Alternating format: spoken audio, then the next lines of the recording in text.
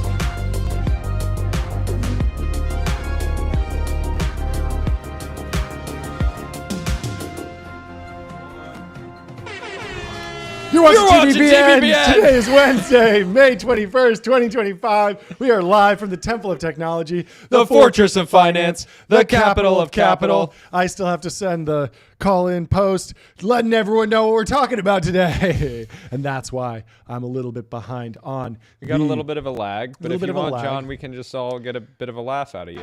No. No one's laughing at me. The studio audience does not find this funny.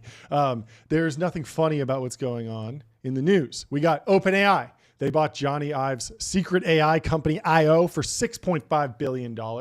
We got reactions to Google I.O.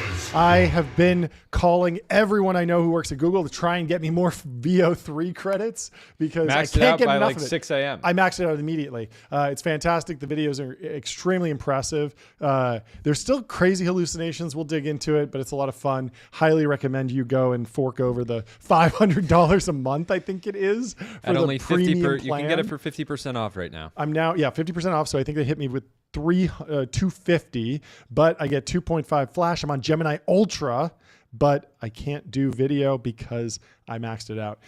But the results were fantastic. I posted some earlier this morning. Jordy posted one of him fighting 100 gorillas and winning.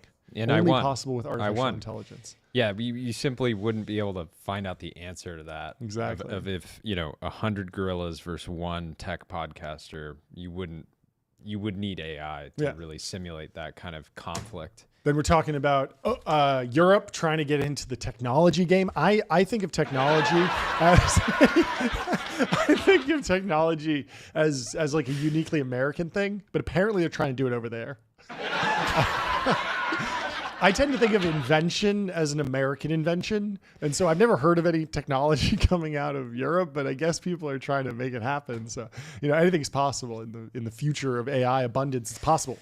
We love our Nordic. We love our Nordic entrepreneurs. Yes. They're goated. Yes. And we love one Italian entrepreneur in particular, John Fiorentino, of course. Volta, of Fiorentino Label, of Moon Pals, of Gravity Blanket. He's probably the best Italian entrepreneur in history.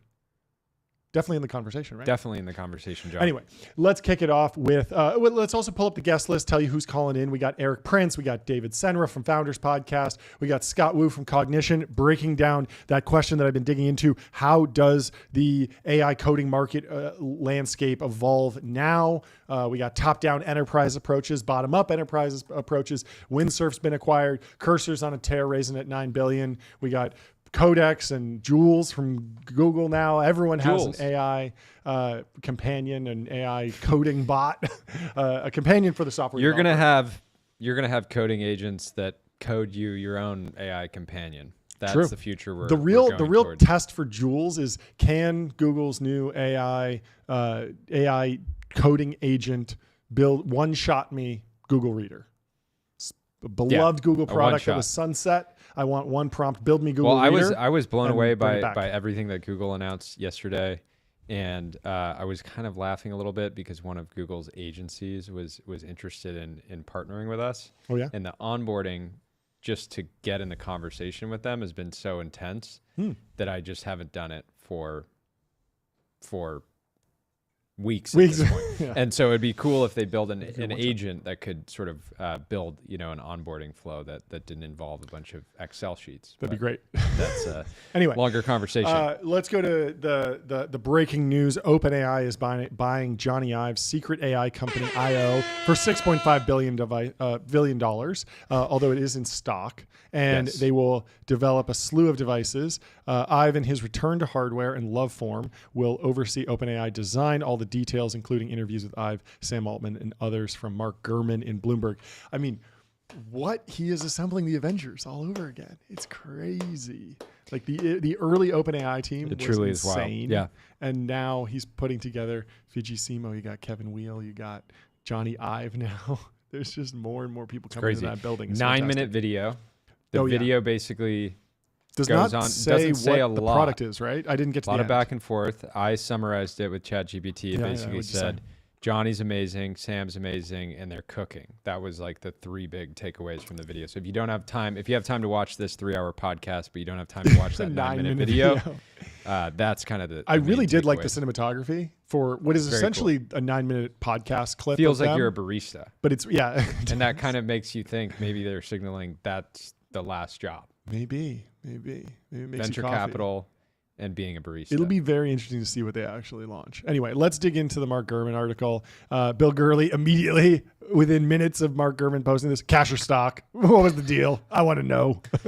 I want to know. And Mark Gurman says $5 billion in stock. OpenAI bought an initial 23% in Q4 for about $6.5 billion in total. Patty's in there saying, I don't want an OpenAI phone. I want an OpenAI brain chip. I want the 4.0 hallucination straight to the brain. Love Patty. Hope he's doing well.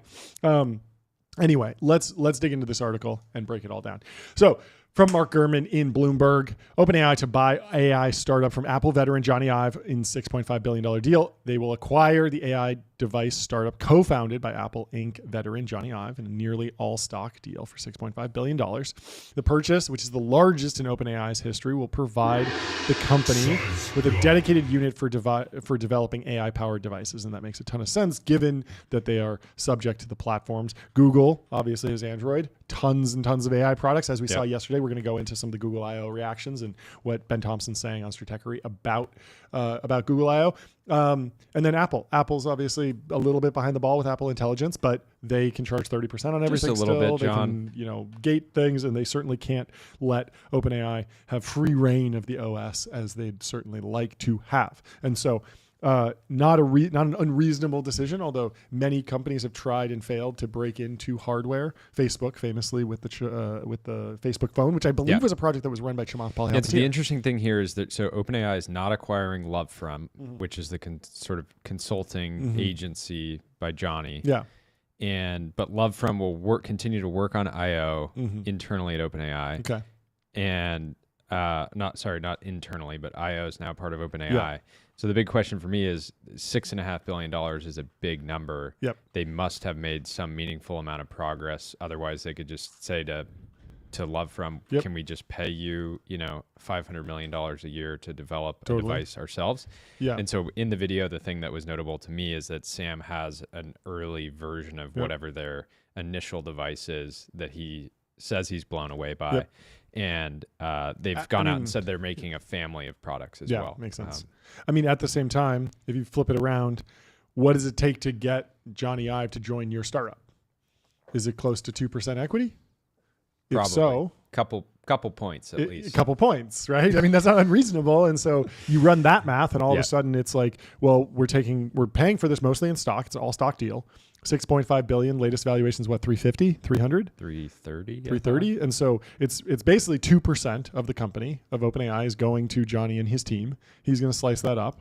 Probably owns a bunch of it. And so what would it take to get someone to get Johnny Ive, the legendary designer, to be their head of design? If you were any other company, you'd be like, 1-2% probably, right? Yeah, maybe for more. A senior executive. Yeah, exactly. Like the numbers, they all have 4 extra zeros behind them, but they all make sense when you rationalize it that way. Anyway. So there's going to be this dedicated unit for developing AI-powered devices. Acquiring the secretive startup named I/O will also secure the services of Ive and other former Apple designers who were behind iconic products such as the iPhone. Here's a quote. I have a growing sense that everything I've learned over the last 30 years has led me to this place and to this moment. Very poetic. I've said in a joint interview with OpenAI Chief Executive Officer Sam Altman, it's a relationship and a way of working together that I think is going to yield products and products and products. For the British-born designer, the move marks a high-profile return to a consumer technology industry he helped pioneer, working for years alongside Steve Jobs. He crafted the look and feel of the modern smartphone in addition to the iPod, the iPad, the Apple Watch. Johnny specifically called out that these are decades old devices, right? Yeah. And so his point here is what comes next, right? What is the next platform? So he left it in 2019. Obviously, Apple was working on Vision Pro for more than 5 years, right? So he must have seen that project at some point and then been like, I gotta leave. I gotta quit here. Here's my resignation letter. No, I don't know. I mean, obviously it has touches and of the Apple's crazy design, thing, there's this picture of the two of them here, which Johnny unfortunately fails the green line test. He did in this case. And let's pull it up that for us if we can. Tagged us in it actually. But the crazy thing here would be if Johnny is actually wearing the first device, right? We don't know the form factor, right? It could be glasses, something like a pendant. It could be glasses. Maybe. It could be something else. I'm just speculating, but I wouldn't be surprised if there's Easter eggs. But I mean, the green line test here makes sense. It's like Sam's the CEO and Johnny works for the CEO now. So so it's hard to say he failed. Yeah, maybe in some represented the true relationship of the business partnership. The right? boss going man. forward. Always fail the green line test for the boss man. Yeah. You don't want to mog your boss in a photo. Don't mog your boss. That's a disaster. Yeah. Ive was once described by Jobs as his spiritual partner, and his new stint designing rival technology products could be seen as a bad omen for Apple, a company already struggling to compete in AI. In the interview, Altman said Jobs would be damn proud of Ive's latest move. OpenAI is going to create a product at a level of quality that has never happened before in consumer hardware. Altman said, AI is such a big leap forward in terms of what people can do that it needs a new kind of computing form factor to get the maximum potential out of it, he said. Not saying what form factor that is, but could it be a rectangle with a screen? The critique of the video, if it was a beautiful conversation that shared almost nothing other than they clearly admire each other and they're excited about what they're building. It's just two guys hanging out, yapping, basically. Shop. It's ridiculous. Why would anyone do that? Why would anyone publish multiple minutes of just two guys talking to each other? This is crazy. I love at the beginning of the video that they're clearly walking to meet at this coffee shop or bar or whatever they're meeting at. Yeah. And to me, the idea of the two of them just walking around San Francisco seems probably hard to go that far without. I was thinking about that. I was like, if I saw Johnny Ive just crossing the street, he's jaywalking, right? Yeah. You can just do things. Yep. You can just do things. Johnny walking. Jaywalking. Yeah. So they just walk in and, full camera crew, very cinematic shot. Really, really cool.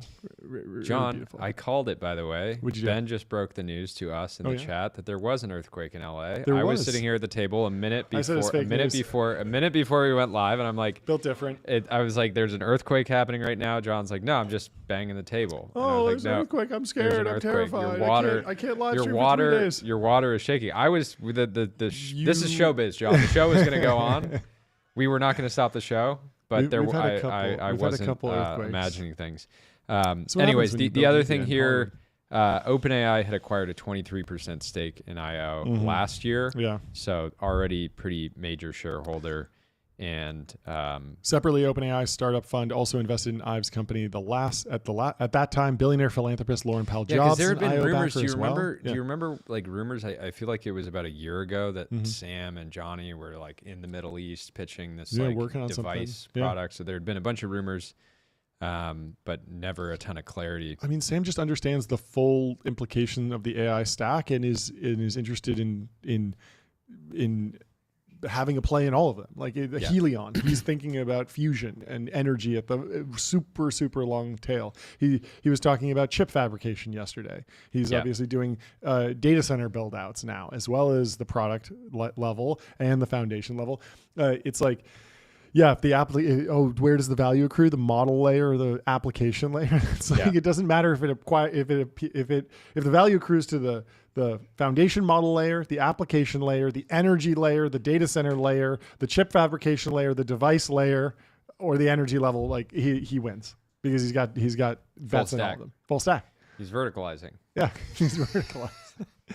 The deal is expected to be completed this summer, pending regulatory approvals. The takeover IO will provide. And by the way, if this gets blocked, I'm taking to the streets. I'm gonna be out there. Two guys can't even get a coffee and build together anymore. Yeah. Yeah, it's ridiculous. I do wonder how Elon's going to respond to this. He's probably going to be like, "This is ridiculous. I don't like this at all." It's very annoying. Yeah. It's very annoying. It's very for Elon. For right? Elon. For Elon. Why? Right? Because to be one of the most powerful, wealthy people in the world Yeah. and have it out for somebody Yeah. and be so publicly aggressive towards them, but not seem to be able to actually, he's consistently trying to, Sam's biking by, Elon's trying to throw like a broom through the wheel, Yep. and it's just the wheel's breaking the broom. I feel like maybe Elon needs to pick up somebody, some iconic designer. Who is Pininfarina available or something? Yeah. Who's the most what are they up iconic, to these car days? designer? What are they up to these days? I mean, we've talked about like Mansory for Tesla, but maybe he needs to get someone to design some X hardware. The funny thing is that like there have been these fake. But I would be viral interested. videos. I would be interested to. It's very possible Elon has a different thesis around hardware and AI, right? It might not. His point of view, who knows, could be it's Neuralink is all that matters. Like That's true. You guys are focused on the wrong form factor. I'm sort of the Neuralink playing 10, 20 years in the future. You that's a good point. You guys can make cute glasses. I'm gonna be in your brain. Yeah, like that's Elon's lawn game. Is like he's like he going to make the best chip, and like Sam is gonna have to at some point be like, okay, yes, the ChatGPT app is available for Neuralink, and I gotta get the chip, and then Elon's like, gotcha. You let the fox into the hen house. Fox into the hen house. Yeah. You let the chip in your brain. Yep. And it's just like, imagine he's like, Sam has endured, having Elon, comment the crying emoji. But imagine Elon just piping that into Sam's brain. So he's like, just like, why do I hear this in the background every time I talk? It's so distracting. It's ridiculous. It's funny. Yeah. I mean, the other thing is like, maybe the next AI product is just the humanoid robot. And Optimus just sits there. It's like C-3PO. I was watching Star Wars this weekend, and like you have a question, you just ask C-3PO. The other thing, you have your humanoid robot, and you just ask the robot. Like the opportunity with the long-term opportunity with Neuralink and AI is that you have a new sort of artificial internal monologue, right? That basically is augmenting your existing thinking. Yeah.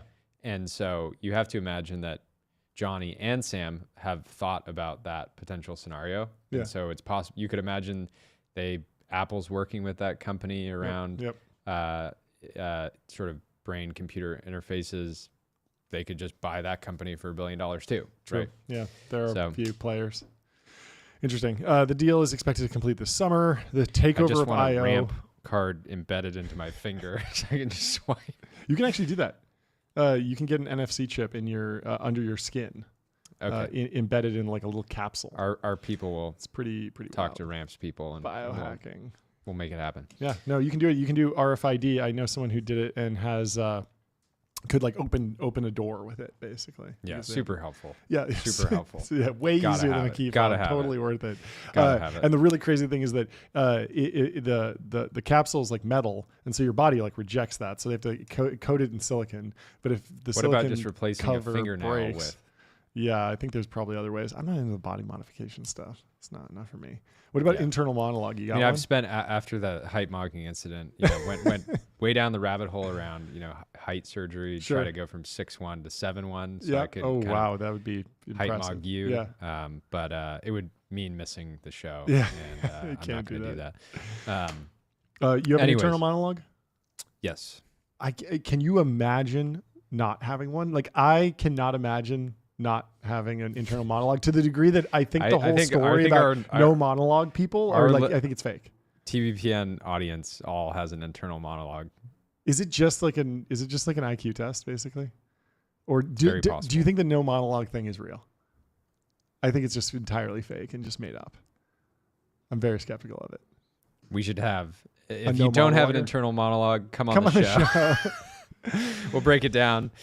Anyway, the IO pair has 55 hardware engineers, software developers, and manufacturing experts, a team that will build what Ive and Altman expect to be a family of devices. The two executives have already been exploring some early ideas for about 2 years. They said the pair expects the first device to be a truly novel type of product. People have an appetite for something new, which is a reflection of a sort of unease with where we are currently. I've said the question is just like, Apple's really tested every possible screen size down to the watch is super tiny.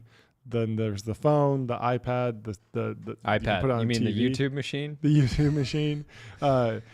And then you put on the Vision Pro and the goggles and you can get an IMAX screen. And so like if the device has a screen, it's got to be something between 1 inch and 200 inches. And quickly you fall in that continuum. Yeah, I mean, the question is, are they building for GPT 4.0 or are they building for GPT 6 or 5, right? And how much better do the models get? And our screens I mean, wasn't Sam also an investor in Humane? I think he was. I think so. I mean, I won't list the investors in Humane because some of them are friends and they wouldn't want to be associated necessarily anymore. But I think Sam's been thinking about hardware in a bunch of different ways and wants to test both no screen, see if that works, maybe screen, maybe different opportunities. I don't know. Ivan Altman's first devices are slated to debut in 2026. That's just like 3 months before ASI. Yeah. Right around the corner. One thing I feel really confident in is that I believe they could sell 1 million of these devices almost immediately, right? Well, it depends. I mean, yes, 1 million is like low enough that like it'll happen no matter what. The question is like if it's additive and complementary to my current tech stack, it's a no-brainer. Absolutely, everyone will get one. If it's a replacement, it really has to be also a good phone still. And if they don't hit the basics of it works with iMessage, then there's a question about like, am I really going to drop my phone or am I carrying 2 phones now if it's like a phone-sized device, right? Yeah.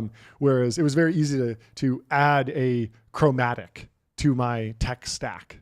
And it's like, yeah, I could probably get a Game Boy emulator on my phone, but it's just a cool device. And I throw it in my backpack. If I'm traveling, I have it. Same thing with like even the Vision Pro. It's like very additive. It's not fully replacing your phone. So VR headsets could be something like glasses, like the Meta Ray-Bans. Yeah. People add those to their stack. It seems like it's easier to get someone to add something than to replace something as important as their laptop or their phone, which they have like 10 years, 15 years of like daily driving use and expectations on where the apps are, how things work. It's going to be a lot harder to rip out the current flow. Yeah.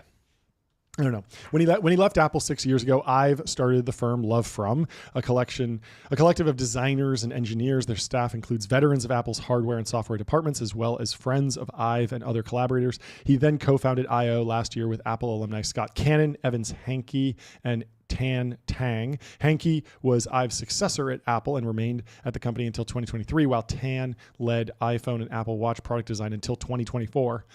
Absolutely stacked roster. Cannon worked at Apple before co-creating the once popular email app Mailbox, which was acquired by Dropbox. Oh, I had no idea. Did you ever use Mailbox? Nope. Fantastic app. 2013 comes out and it invents the swipe to archive, swipe to snooze paradigm, and really makes it easy to start doing Inbox Zero. And that's where I learned Inbox Zero, because when you signed up for Mailbox, there was this big long wait list. It took you a long time to get through. It was it was a hot product at the time. And one of the first things it would do is just say, hey, you have 5,000 emails. Let's archive them all. Because when you archive an email, it just leaves your inbox. You can still search for it. It still exists. It's not deleting it. So just let's archive it all. And then from now on, you should triage your email by swiping. And it was amazing. It was a great product. And then Mailbox bought it, or Dropbox bought it. And I think they shut it down. So it was one of those Jiro sushi products, right? Totally. It was like really great design. And everyone loved it for like the year that it was viable. And then I don't know what happened with it. At I.O., the group set out to develop, engineer, and manufacture a collection of products for an era of artificial general intelligence, the point at which technology achieves human-like cognitive abilities. The team will now continue that mission at OpenAI, becoming a threat to the very devices the designers helped create. That adds to the Disrupt challenges yourself. of Apple, which has fallen behind in Silicon Valley peers in artificial intelligence. The company's AI platform released last year lacks the capabilities of rival systems and relies in part on OpenAI's ChatGPT chatbot to fill in the gaps. Still, Ivan Altman don't see the iPhone disappearing anytime soon. In the same way that the smartphone didn't make the laptop go away, I don't think our first thing is going to make the smartphone go away. Okay, getting a little bit more detail here. It's a totally new kind of thing. I'm really excited for this. The phone, as it currently is a remarkable general purpose device. I've said adding that people will connect with AI in very new ways. We got to get. I'm so excited to understand what the interface for this first device is going to look like, because one thing stood out. Nikita was posting earlier that if your onboarding flow requires any sound, you just see an immediate massive reduction in usage, because a lot of people use their phones. What's an example of an onboarding flow that requires sound? Some apps will play a video, but I'm talking about this in the context of like a voice interface, with the app. Sure. The issue is people use their devices in bed, public, or they don't want to be at loud. the bathroom. Got it. And they don't want to be loud. So if the experience requires sound, you're cooked. Yeah. Nikita says the majority of new app installs take place in bed or on the toilet. If your app requires sound on or voice to sign up, you've voluntarily accepted a 60% tax on your growth. And so that's, if your voice AI has progressed so much, right? We've seen examples of Sesame, super low latency. Yeah. You could imagine a hardware device that's purely allowing you to interact with AI like it's a human, right? What if the device is a response to all the fears around AirPods, and so it's a set of wired headphones into a Walkman-like device, and then you can talk to the AI without needing to use wireless headphones? That could be really trendy. They could go back to the original iPod video of the silhouettes dancing with the headphones on. So TJ has a great post here. OpenAI got the best hardware and design team in history for $6 billion, or framed differently, for the same amount Amazon burns annually on Alexa and devices. Yeah. No, I really think that this is not a crazy overpriced acquisition. It seems totally reasonable to take 2% of your equity and say, hey, let's take a shot at owning the next computing platform, because this is such a seismic shift that there's totally a world where they go and solve glasses or watches or headphones or some sort of other mobile device that you carry. And maybe it's additive. We should get some of the device entrepreneurs on the show. Maybe Avi Schiff. What has Avi said so far today? I'm sure he's ripping tweets. I'm sure he's launching in 71 days. 71 days. He says he just posted a minute ago. Too many cooks. Too many cooks in the kitchen. Which is funny, because is that a play on Tim Cook? Yeah, maybe. Also, there's that Adult Swim video, Too Many Cooks. I don't know. Too many cooks in the kitchen. Avi, I'm very excited for his launch. Yeah, we should give him a call. And it would be, even if OpenAI and the IO team just completely come out with their own version of Friend, it's still a cultural victory for Avi, for because sure. he got the form factor right. And he can probably sell to Oracle for $1 billion or Amazon or something. Yeah, I mean the Alexa Friend, that'd be good. The Alexa Friend. Yeah. OpenAI also shook up management ranks this month, with the San Francisco-based company appointing Instacart chief Fujisimo as the CEO of applications. She reports directly to Altman, allowing him to focus on the broader strategy. Henke, who will become an OpenAI employee along with Tan and Cannon, said that ChatGPT's debut prompted a realization that hardware technology would have to change. A number of us looked at each other and said, this is probably the most incredible technology of our career. So agree, but how will it change? Tell us something. Just one thing. Just one thing. Just a crumb, sir. Just give us a weight. How much will it weigh? How big will it be? That would be fun. Is it bigger than a bread box? Can we do 20 questions with one of these? 20 questions with.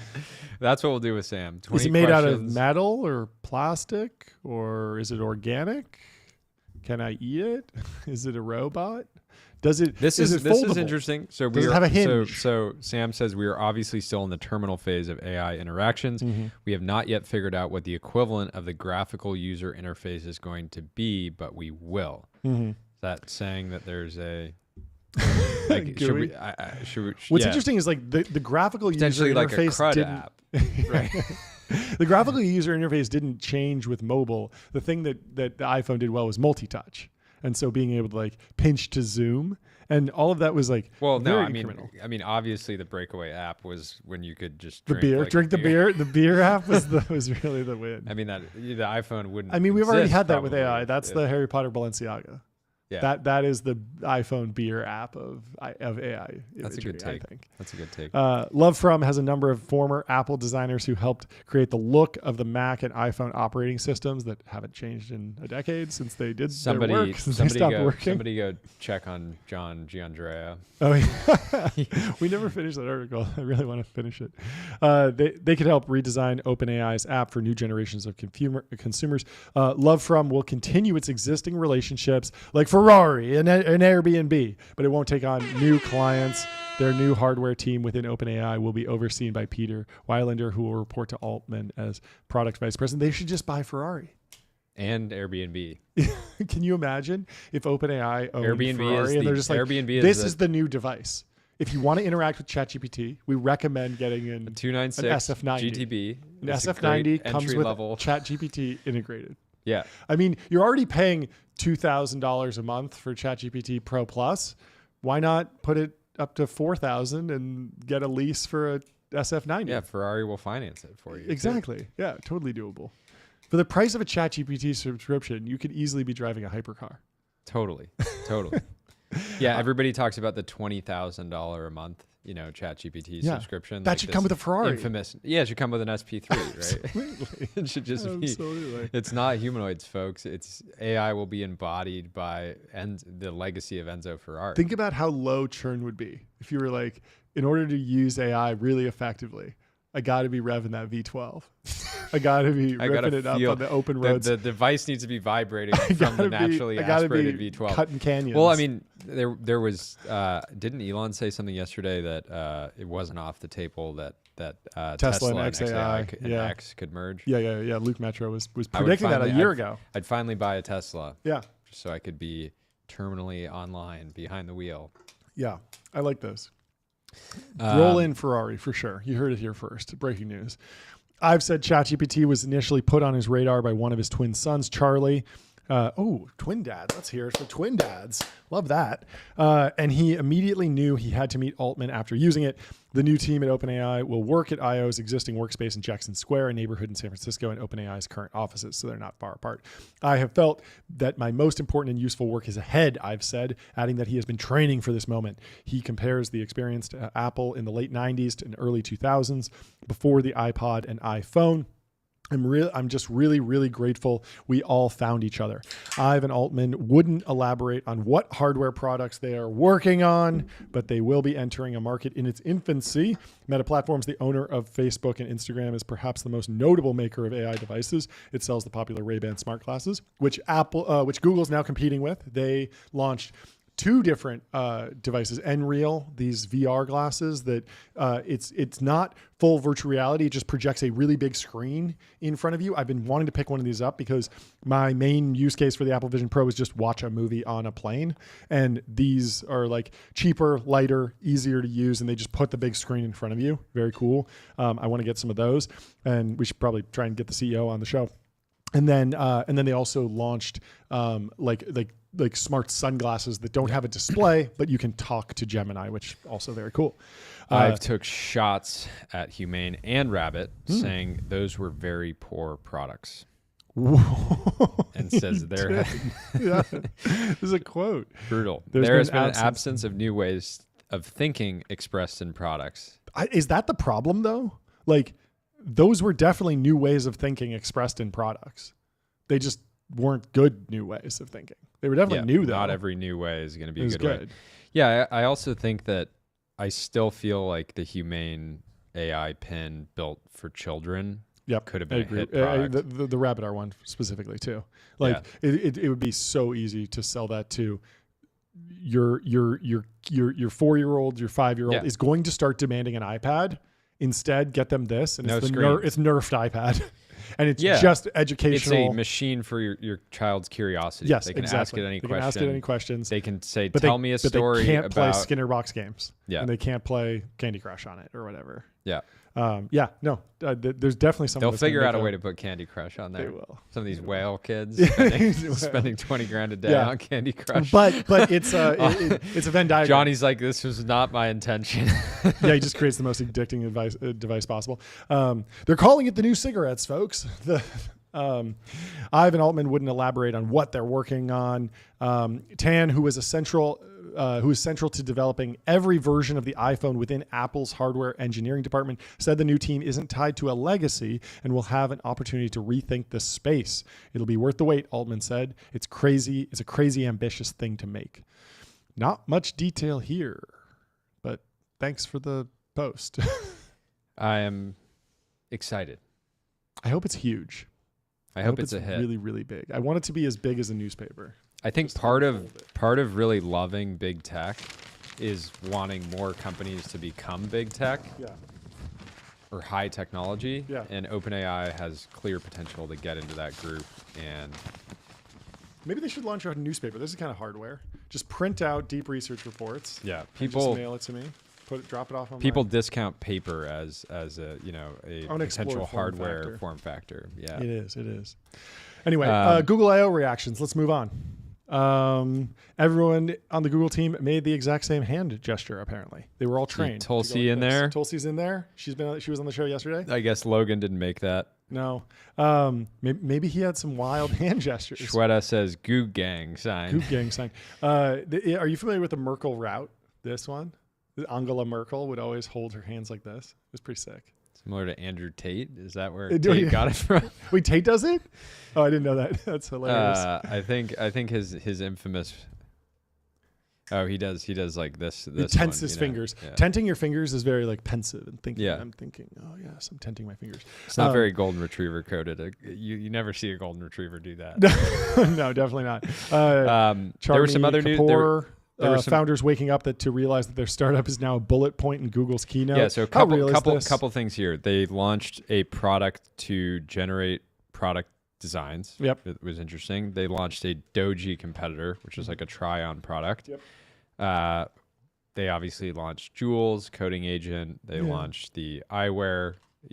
Basically, whether you're Sesame, Doji, yep. Even Figma, right? Figma has generative AI. Yeah. Tools. Yeah, I feel like. But again, I don't think like the Doji founders are seeing that and thinking, oh, I'm suddenly worried, right? Because the idea that Google is going to dominate in fashion, which is so culture driven, seems really. I don't see it happening. I can see them having. Yeah. A version of the product in Google Shopping that enables try-ons. I don't think it's going to be this like social cultural thing that Doji is clearly tapped into. Yeah, I wonder how many startups Google has actually killed in history. It doesn't feel like that many. The famous example, of course, is like Microsoft really did kind of kill off Slack's growth with Teams. Yeah. Right. And Slack kind of like, reached its peak and kind of flatlined after Microsoft Teams took off because Microsoft had such a distribution advantage. I feel like there's two different types of startups. I think Teams took off because defense tech got cool and all the defense tech had to be ITAR, had to be ITAR compliant. For sure. But seriously, it's like, I think that if you saw a Google feature and you were like, I'm going to start a startup on that, and you're basically copying Google because you're like, Google's slow, then yes, this is real. Like, to all the companies that were like putting up fake Notebook LM apps that weren't really like raising money and kind of just like cash grabbing on top of like wrapping stuff that's already been created and pioneered by Google. If Google drops a Notebook LM app and they like wipe you can't really be that upset. Like, you're always in a cash grab. Yeah. But if you have built like a massive design tool like Figma and it has so many different customers and so many different things, and then they come out with like, something that allows you to do like a little bit of design work, like it doesn't feel like as nearly as existential. And so I feel like this narrative is always like, oh, Google just like, completely destroyed this stuff. And it really depends on like, is this truly aligned with Google's mission that they're going to just keep pouring relentlessly at, and they're going to make this great, and it's completely on their roadmap? And were you always building a feature, or were you building something that can grow into its own behemoth? And if you're on the right track, you're probably fine. Anyway. What's next? Well, speaking of behemoth, the U.S. formally accepts luxury jet from Qatar Really? for Trump. No way. That is crazy. And it will possibly be used as Air Force One. And Yahoo is reporting that turns out Trump's Qatar private jet wasn't even a gift. It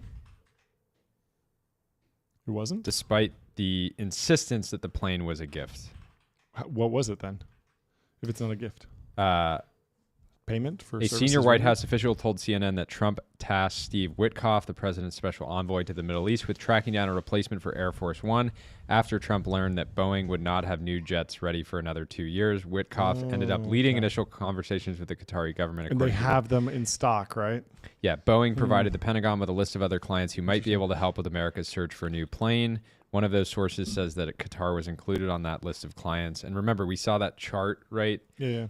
There was not that many people in the world that actually have these jets set up in this way. There were also discussions about leasing the plane. So again, when we saw the initial headlines, we thought that we imagined that it was possible that the full truth was not really revealed yet. And apparently legal negotiations over the plane's transfer are still ongoing. And it's unclear how the plane went from being a potential purchase to a $400 million gift.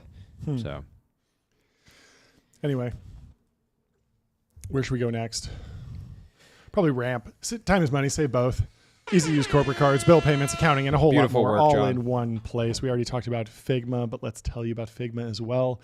Think bigger, build faster. Figma helps design and development teams build great products together. Get started for free. it is the backbone of TBPN. Yeah. If Let's you go to like this some of the Gary merch Tan that post. you've seen, that's where we're making it. Oh, yeah. Can do it all.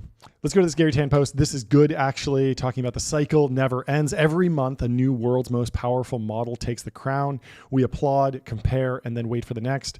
OpenAI introduces the world's most powerful model, then Anthropic, then Gemini, then Grok. There's a little bit of fracturing now in the sense that I haven't played with Gemini's LLM enough to displace my OpenAI workflow, but the generative video, like VO3, is truly way better than Sora right now. Yeah. And so You compared the two. I'd same prompt in same both, prompt, and it was brutal.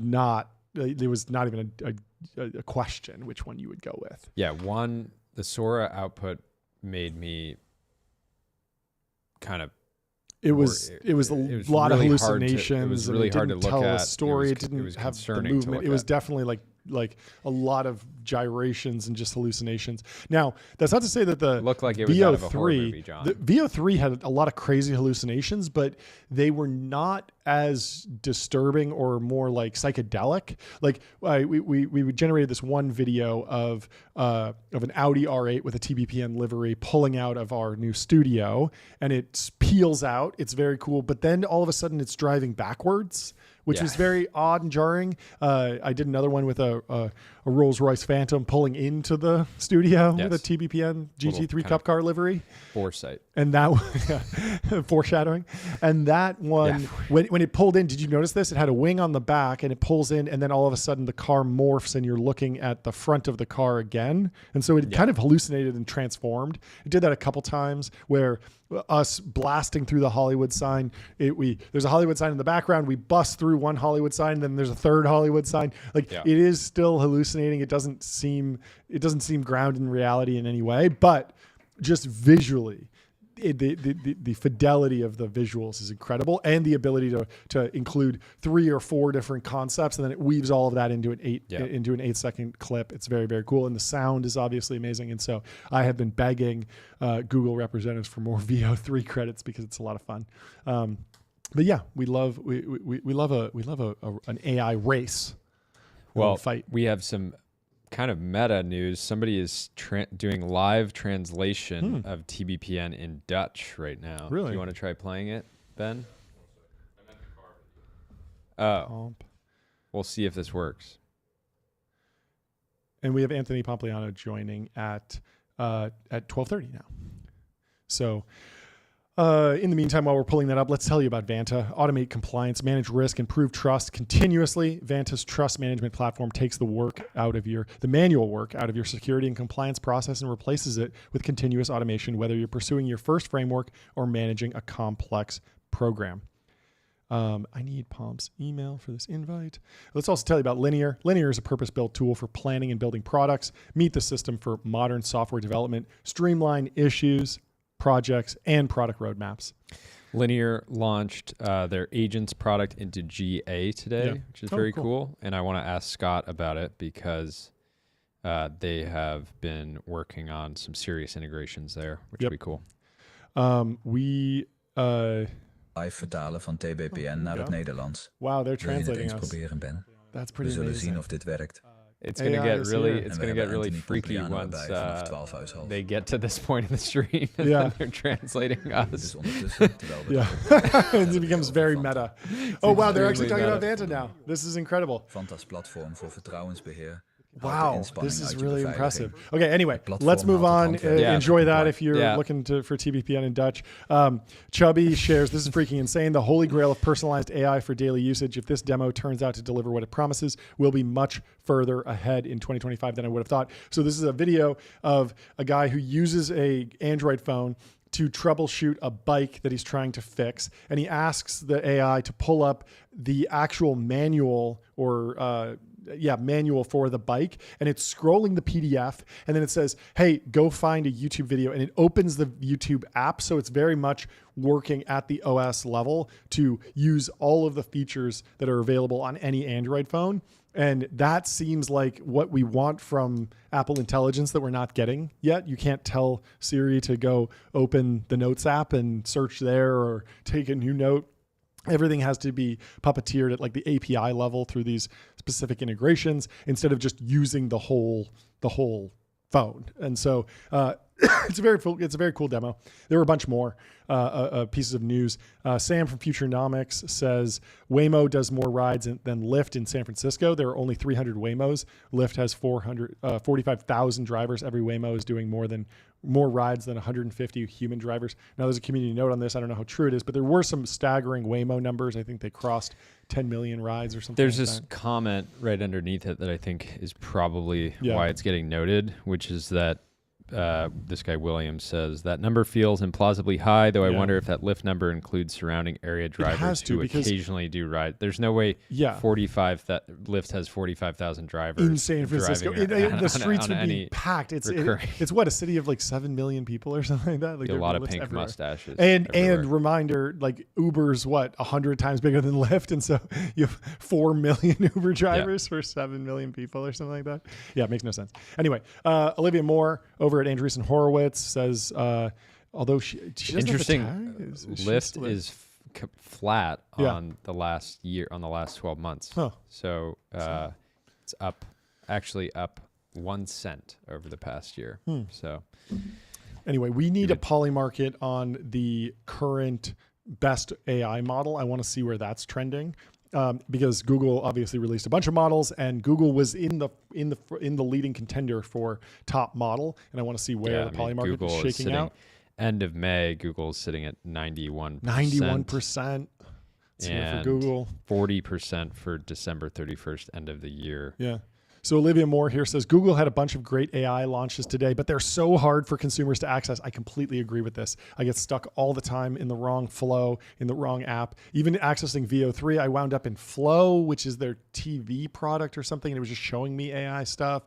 And then there's I can get into the Dev Studio, but then I have to set up an API key. And then I finally have the Gemini app, but the Gemini app wasn't upgraded, and so I had to go through a Flow on Chrome, on desktop to get that. And I get that I don't have an Android phone, but I feel like I'm being punished too much. Yeah. So the bull case there is that kind of stuff is actually easier to figure out than being on the technological edge and leading in benchmarks and all these other things and having massive. Yes, but they should be able to do both. They have so many. No, I totally agree. I'm just saying it's talking to Tulsi and Logan yesterday, they clearly are incredibly locked in, Yeah, aware yeah. of the pushback. Yep. So she goes on to say, it feels like every debut comes with a new subscription, which you need a specific account type to access and have to hunt down the playground for. I know AI products are expensive to run, but with Google's distribution and revenue streams, I don't get why they don't offer some more of this for free. That was my question. Or at least make it easier to find. Notebook LM feels like their last big viral launch, which had no paywall. At various times in the last 3 months, I've been subscribed to Gemini Advanced, Google One AI Pro, and now AI Ultra. The madness needs to end. I agree. Although I'm now an AI Ultra subscriber, so maybe they got me. Maybe it's all part of the plan. 4D chess. Yeah, I'm interested to track the ramp data on Gemini over the next couple months. See if it's ramping up. Anyway, everyone's gonna have to pay sales tax on this. Get on Numeral. Go to numeralhq.com. Put your sales tax on autopilot. Spend less than 5 minutes per month on sales tax compliance.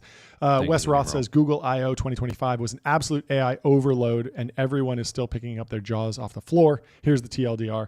Gemini gets an agent mode. It's so powerful it borders on executive assistant. So excited to check that out. This Addie post says, from Addie: Gemini is the kid that got bullied in high school and is now jacked, a millionaire, and practices gratitude. It's very accurate. Yeah, I mean, that's the nature of these companies that are on the annual releases, is that like you're like they're behind for 11 months out of the year, and then they're state of the art for the big release, and then of course everyone else Gemini's will just launch. like, yeah, I'm just like feeling extremely grateful that we own 80% of what is the internet, and we can leverage this into creating really great AI. Yep. Theo says Google buying DeepMind in 2014 for $400 to $650 million might have been the greatest acquisition of all time. Completely agree. It's definitely up there. Definitely in the conversation. Signal says Google's edge in local data, especially now with LLMs, is absurdly underrated. Nobody touches the depth, history, and granularity they have on local businesses, landmarks, real-time conditions. Every other mapping service is just a sad knockoff because Google's been building this moat for decades. Overnight success. Also, the YouTube data is super valuable. You have to imagine that their edge in VO is because of the YouTube data. Because it's the biggest repository of video and content. New stream of video constantly. Right. Yeah, and so that's probably why there's so much good stuff coming out of VO3. Ben Hylack showed the first ever ad produced with VO3. Can we play this? Welcome to the Token Tavern. It's in the tab if you guys want to try and pull that up. Justine Moore, Venture Twins, says, man singing a song about being a venture capitalist. We should play both of these. Good Alexander contextualizes it by saying you can own Google at 17x earnings or short Costco at 50x earnings. Long AGI, short rotisserie chicken is actually value investing. People love Costco. And then Archie Sengupta says got access to Google Diffusion. Holy 909 tokens per second. I made a calendar in 3 seconds. Yeah, I mean this is what people are talking about in terms of being able to generate entire applications, right? And this is the risk to existing software applications that don't have network effects, are really sort of thin wrappers around AWS and these sort of simple applications. I mean, I still think that this will be one of those things. People can make their own food. They still order out from restaurants, right? So here, let's play some of these with audio if we can. The Token Tavern. It looks so good. I don't think I'm supposed to be here. Well, partner, that's why I use Raindrop, so I can find bugs like you before they bother my users. Now get the hell out of my town.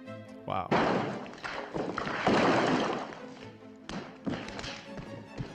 Ben cooked. He cooked. Ben cooked.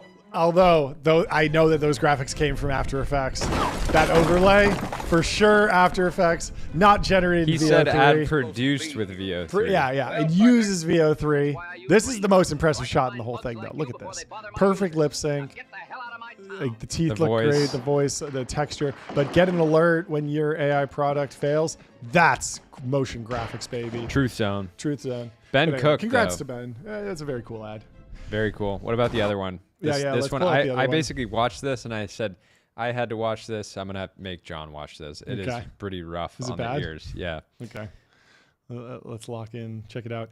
In the meantime, let me tell you about Public investing for those who take it seriously. They got multi-asset investing, industry-leading yields. Trusted by millions. Public.com. Public.com. Get on there. Also, how'd you sleep? You know how I slept, John.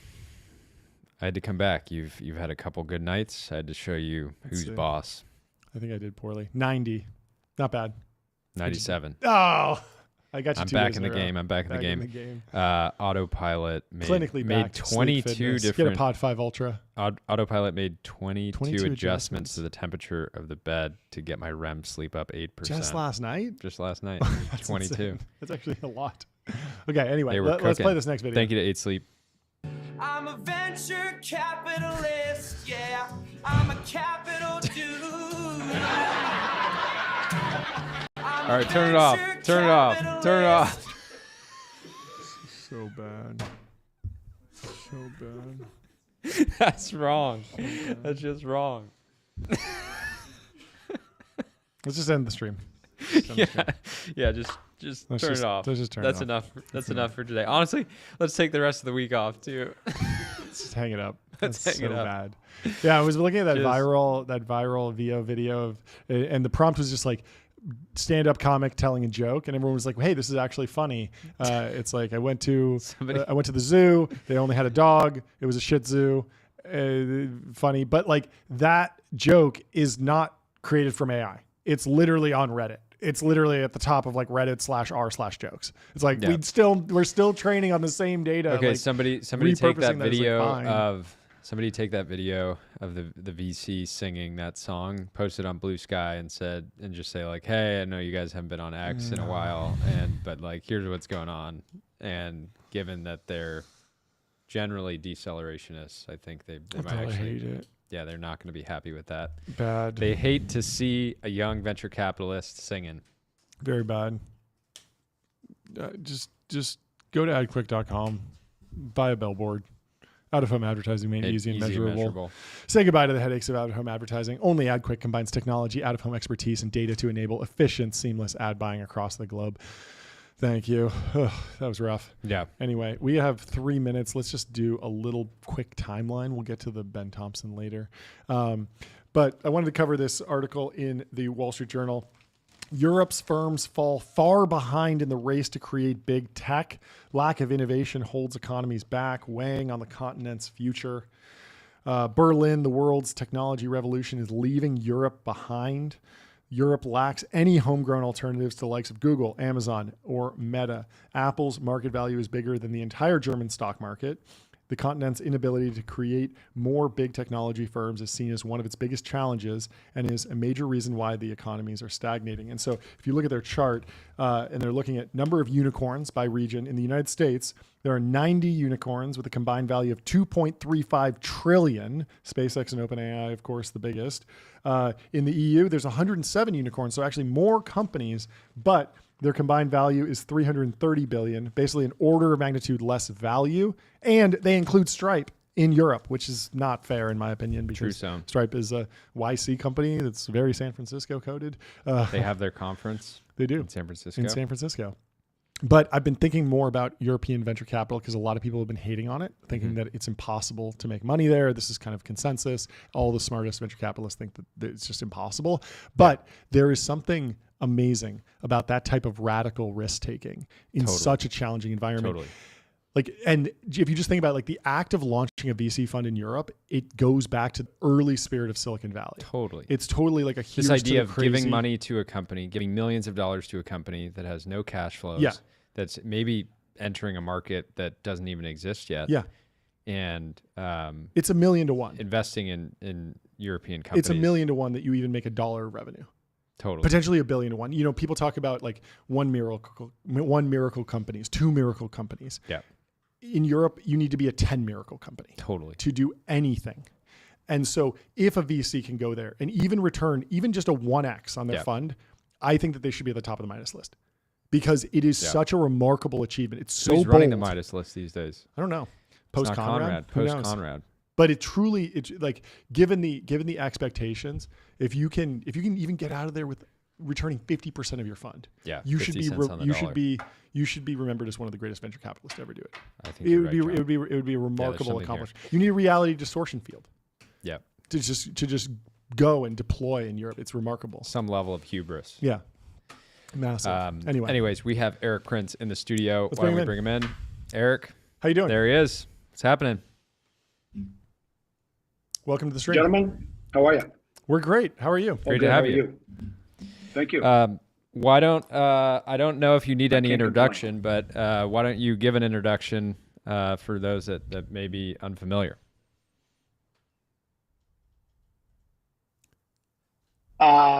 Born in Michigan, served in the Navy for a while, and built a business called Blackwater, which was a defense services firm, a private military contractor, if you will.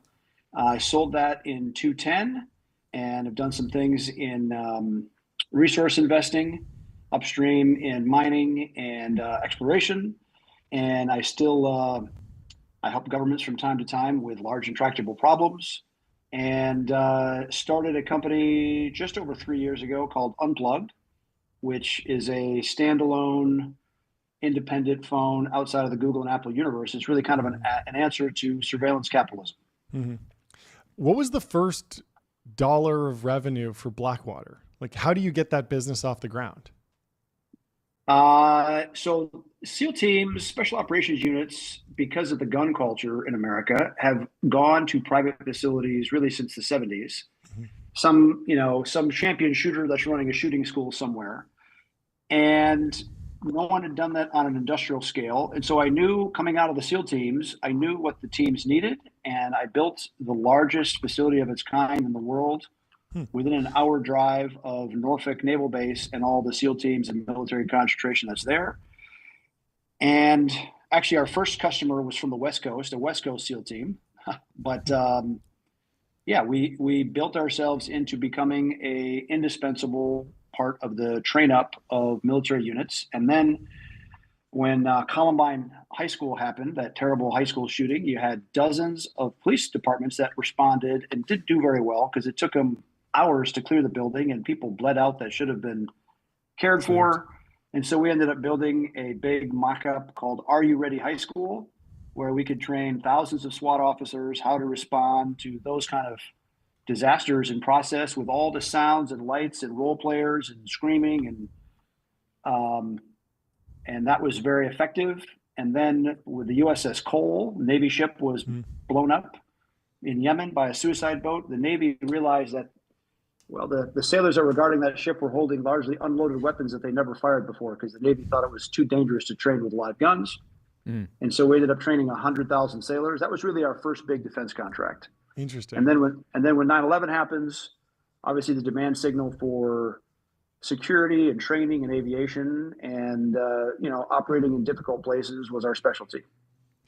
How do those contracts actually work? We're familiar with the defense tech pipeline. A lot of defense tech startups right now, maybe they're building counter UAS drone systems. And the typical path is they get some SBIR money, then they move to program of record, they start scaling up manufacturing. But for what you're doing, I imagine that the contracts are structured differently. How do you project revenue? How do you think about ongoing relationships with the DoD and making sure that the customer is satisfied for a long time?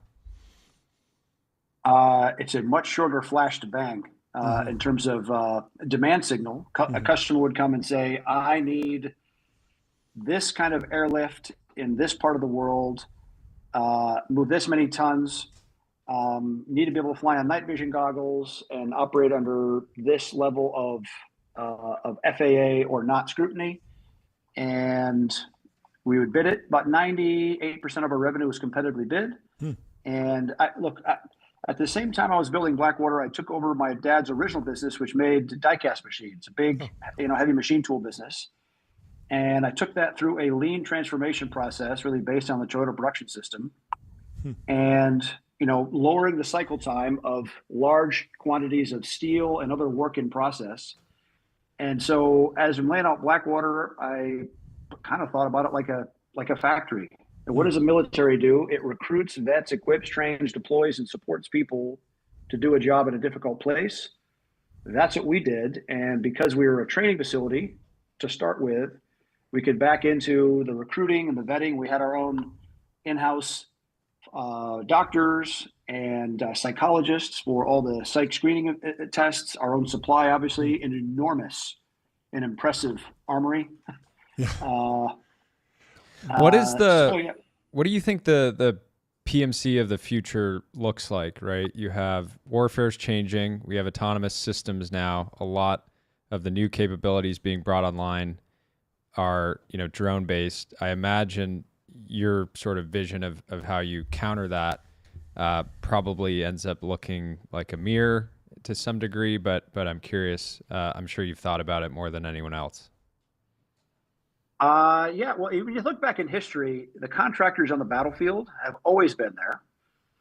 And if you were laying siege to a city in Europe 1,000 years ago, the people you contracted for, the PMCs, would have been the guys building the trebuchets or the battering rams, which was at that point the most sophisticated system, mechanical system on the battlefield. Now that cutting edge, bleeding edge technology is obviously in the drone and autonomous space. And yes, you're right. The private sector can adapt and operate so much faster, including in the cyberspace as well, that is how you deliver significant punch above your weight by having a few people that do those systems very, very well. That's something that the U.S. DoD procurement swamp is still truly not learning from fast enough. Is that you go from idea to prototype to field testing in combat in Ukraine in a matter of days or weeks, and you get a buy decision from a customer that needs it. That same process in the US takes years.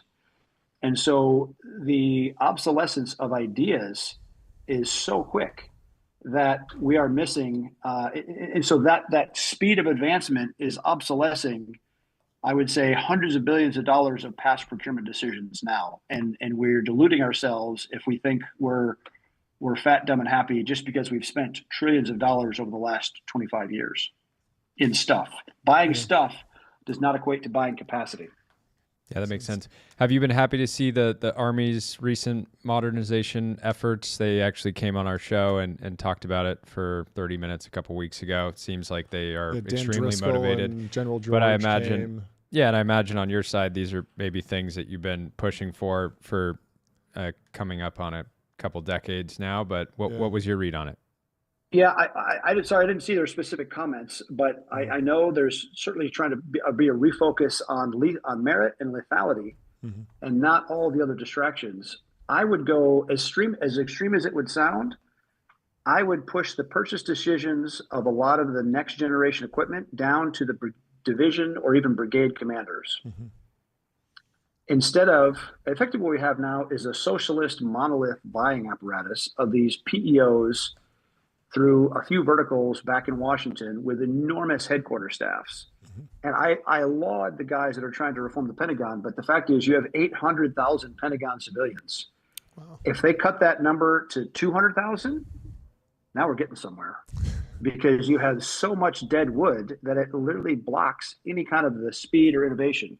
And when I say devolve purchasing decisions, yes, that will come with supply chain chaos. You're right. I want that. I want the 25th Infantry Division based in Hawaii, which is probably never going to go to war alongside the 1st Armored Division based in Texas. I want them to buy and adapt current drone tech that's to their unique needs of the theaters they're operating in, and let the best ideas float to the top. So then the Pentagon makes a much, much bigger buy across it. If they bought 10 or 15 systems that are okay, but they don't really like, the speed of advancement of obsolescence, as we were talking about, almost necessitates that kind of trial and error. Have you been happy that the startup world is firmly pro defense tech investing these days? Is there enough new investment happening, or is it already too much? What's your read on just how much investment activity there's been in defense tech? I am happy to see defense tech money flowing into those spaces. I think there's a lot of great ideas. My worry is that for the Silicon Valley crowd, which is used to spending and investing at a pretty high burn rate of overhead, because they're used to finding somebody that will buy their stuff because they have thousands or millions of early adopters. You don't have that in the Pentagon. You have basically 4 buying verticals: Army, Navy, Air Force, Marines, and maybe a little bit from SOCOM and a little bit from CIA. But that's it.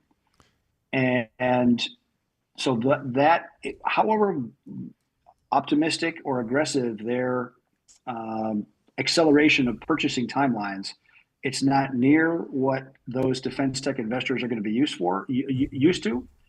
And so the amount of overhead burn time they have to plan for is probably 3 to 4 times what they're thinking it is. And so I worry that there's a lot of great ideas that are going to wither on the vine, almost like planting a seed in really shallow soil. Until you get roots to where they can get to water, you're screwed. Yeah, what's been your experience with the capital markets generally throughout your career? Have you ever worked with venture capital? Has private equity played a role? Can debt be used to finance some of these problems that we're trying to solve? Like, how have you interfaced with the capital markets, and where has it kind of fallen short in your mind?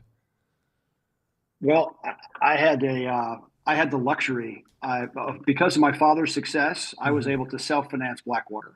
Sure. And after the initial tranche of capital, I think it was $6 million to start the whole thing, buy the land, build the facility.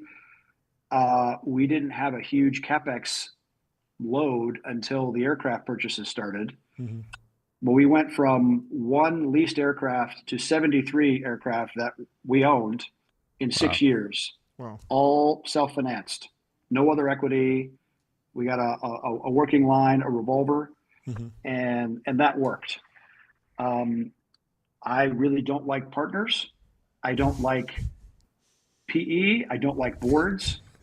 I don't like any of it. I'm kind of a unilateral person that way, and dictator. So I'm not the right one to ask about that. Yeah, that's fine. What was your pitch when you were scaling the team and hiring people? I mean, I've heard the narrative that that the money's better when you transition into private military work, but was there more to it than that, or is that narrative kind of overblown? Talk about building the team throughout your career. That was. It became a significant vortice, a real center of gravity of being able to pull talent because,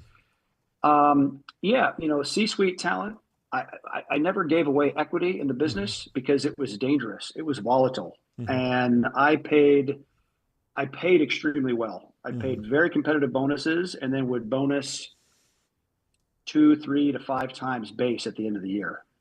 So it was effectively a big profit sharing. And maybe that's not as tax efficient or whatever, but the people liked it. The guys that, our ideal staffing then was somebody that spent time in a special operations or a military unit, not a career, not usually a full career, no colonels, no generals ever, intentionally, because they had spent so much time. Take note, DOD or venture capital startups, people that spend 20 and 30 years in the military tend to get stuck in that way of thinking. And so they can't think of just finding a unconventional, different, cheaper, better, faster way to do something, because that's just the way it has always been.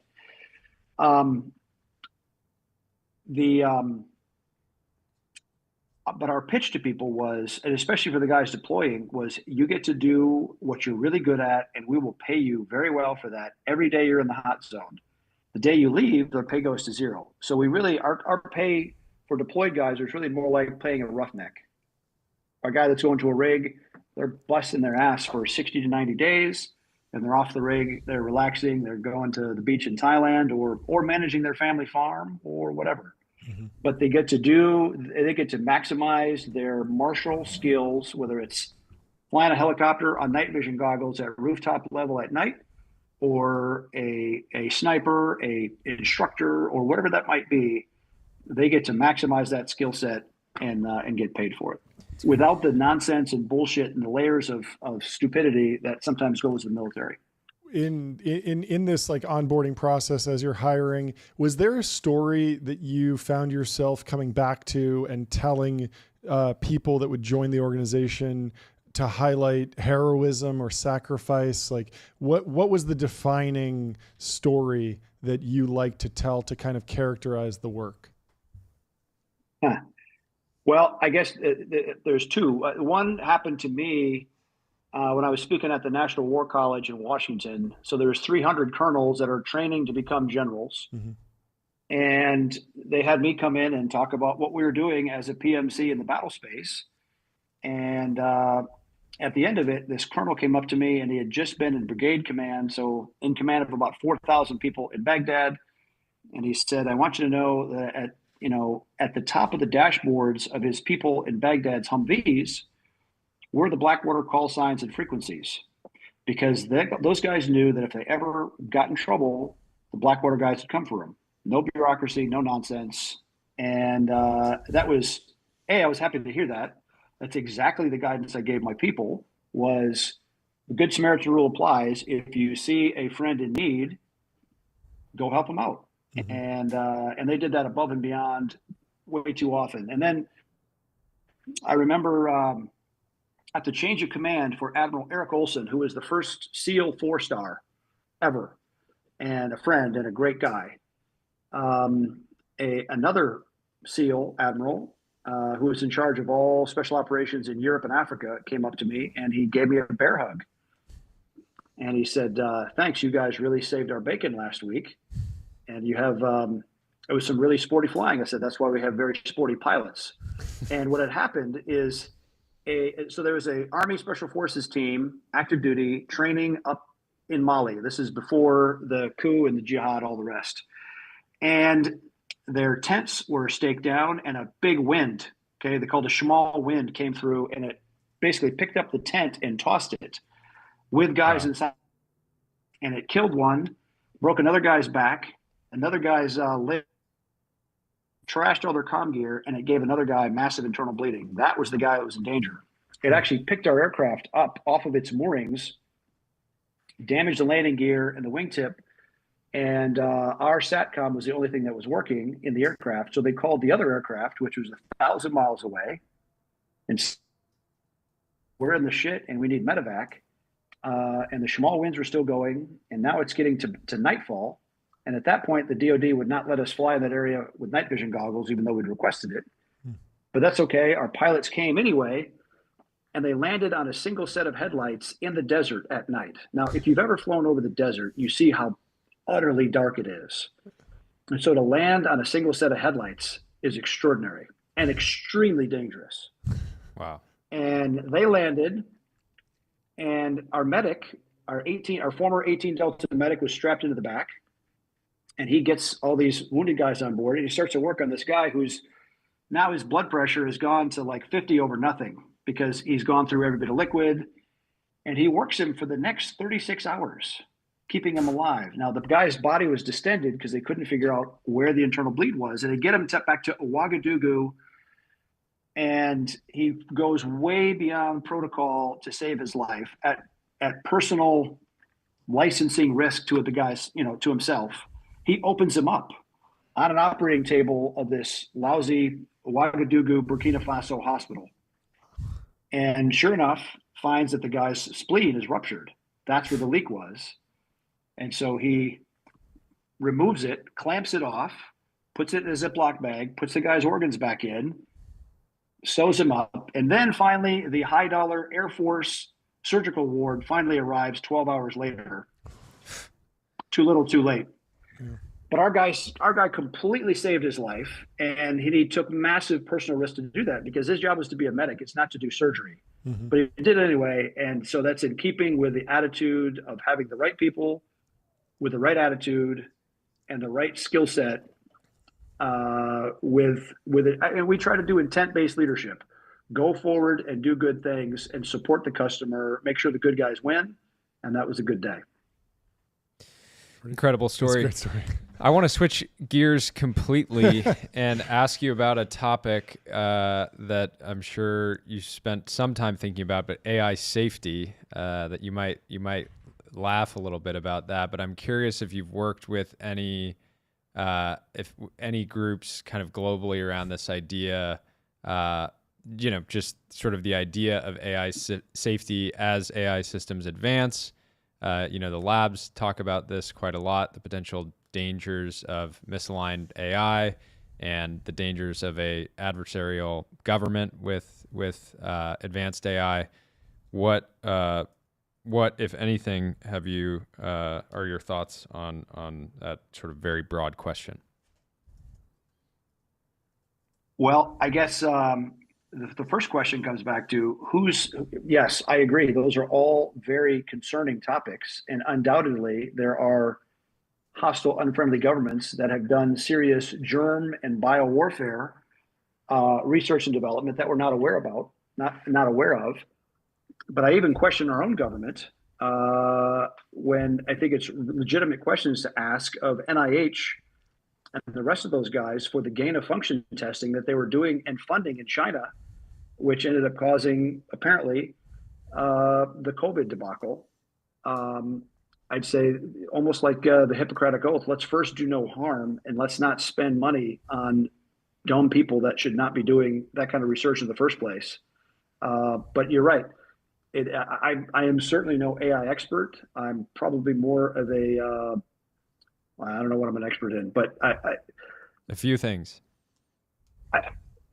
It's safe to say that if AI can be used for malign purposes, and it will be, it's going to be done or it will be done. So whether it's for breaking passwords or for targeting people, I'm sure some entities are well along in that development, and one should be careful. Yeah, that makes sense. I also wanted to ask you about, there was some unfortunate news, or at least it seemed unfortunate, that Taiwan had decommissioned their last remaining nuclear reactor and are now completely dependent on imported natural gas. I'm sure you have some strong opinions around this. Yeah, I find that extraordinarily stupid of them, and that's a DPP. I mean, look, the two political parties are the Kuomintang and the DPP. Mm-hmm. The KMT is the one that's really much more pro-mainland CCP tilted. The DPP is just kind of a super green and a bit woke as a party, that they would carry through on this and turn off a nuclear plant that was not dependent on hydrocarbons coming from the Middle East is extraordinarily short-sighted. It speaks to their disbelief, their lack of fully understanding that we are not there to hold their hand and to guarantee their safety. I have advocated as loudly as I can that the only answer for deterrence there is an actual home guard, because that government is corrupted at many levels. Any weapon system of significant or strategic value is already been probably pre-registered to be hit with not one, but probably 5 Chinese missiles. So whether it's an airplane, a submarine, or whatever, the only thing that can inject uncertainty into an invader is a home guard.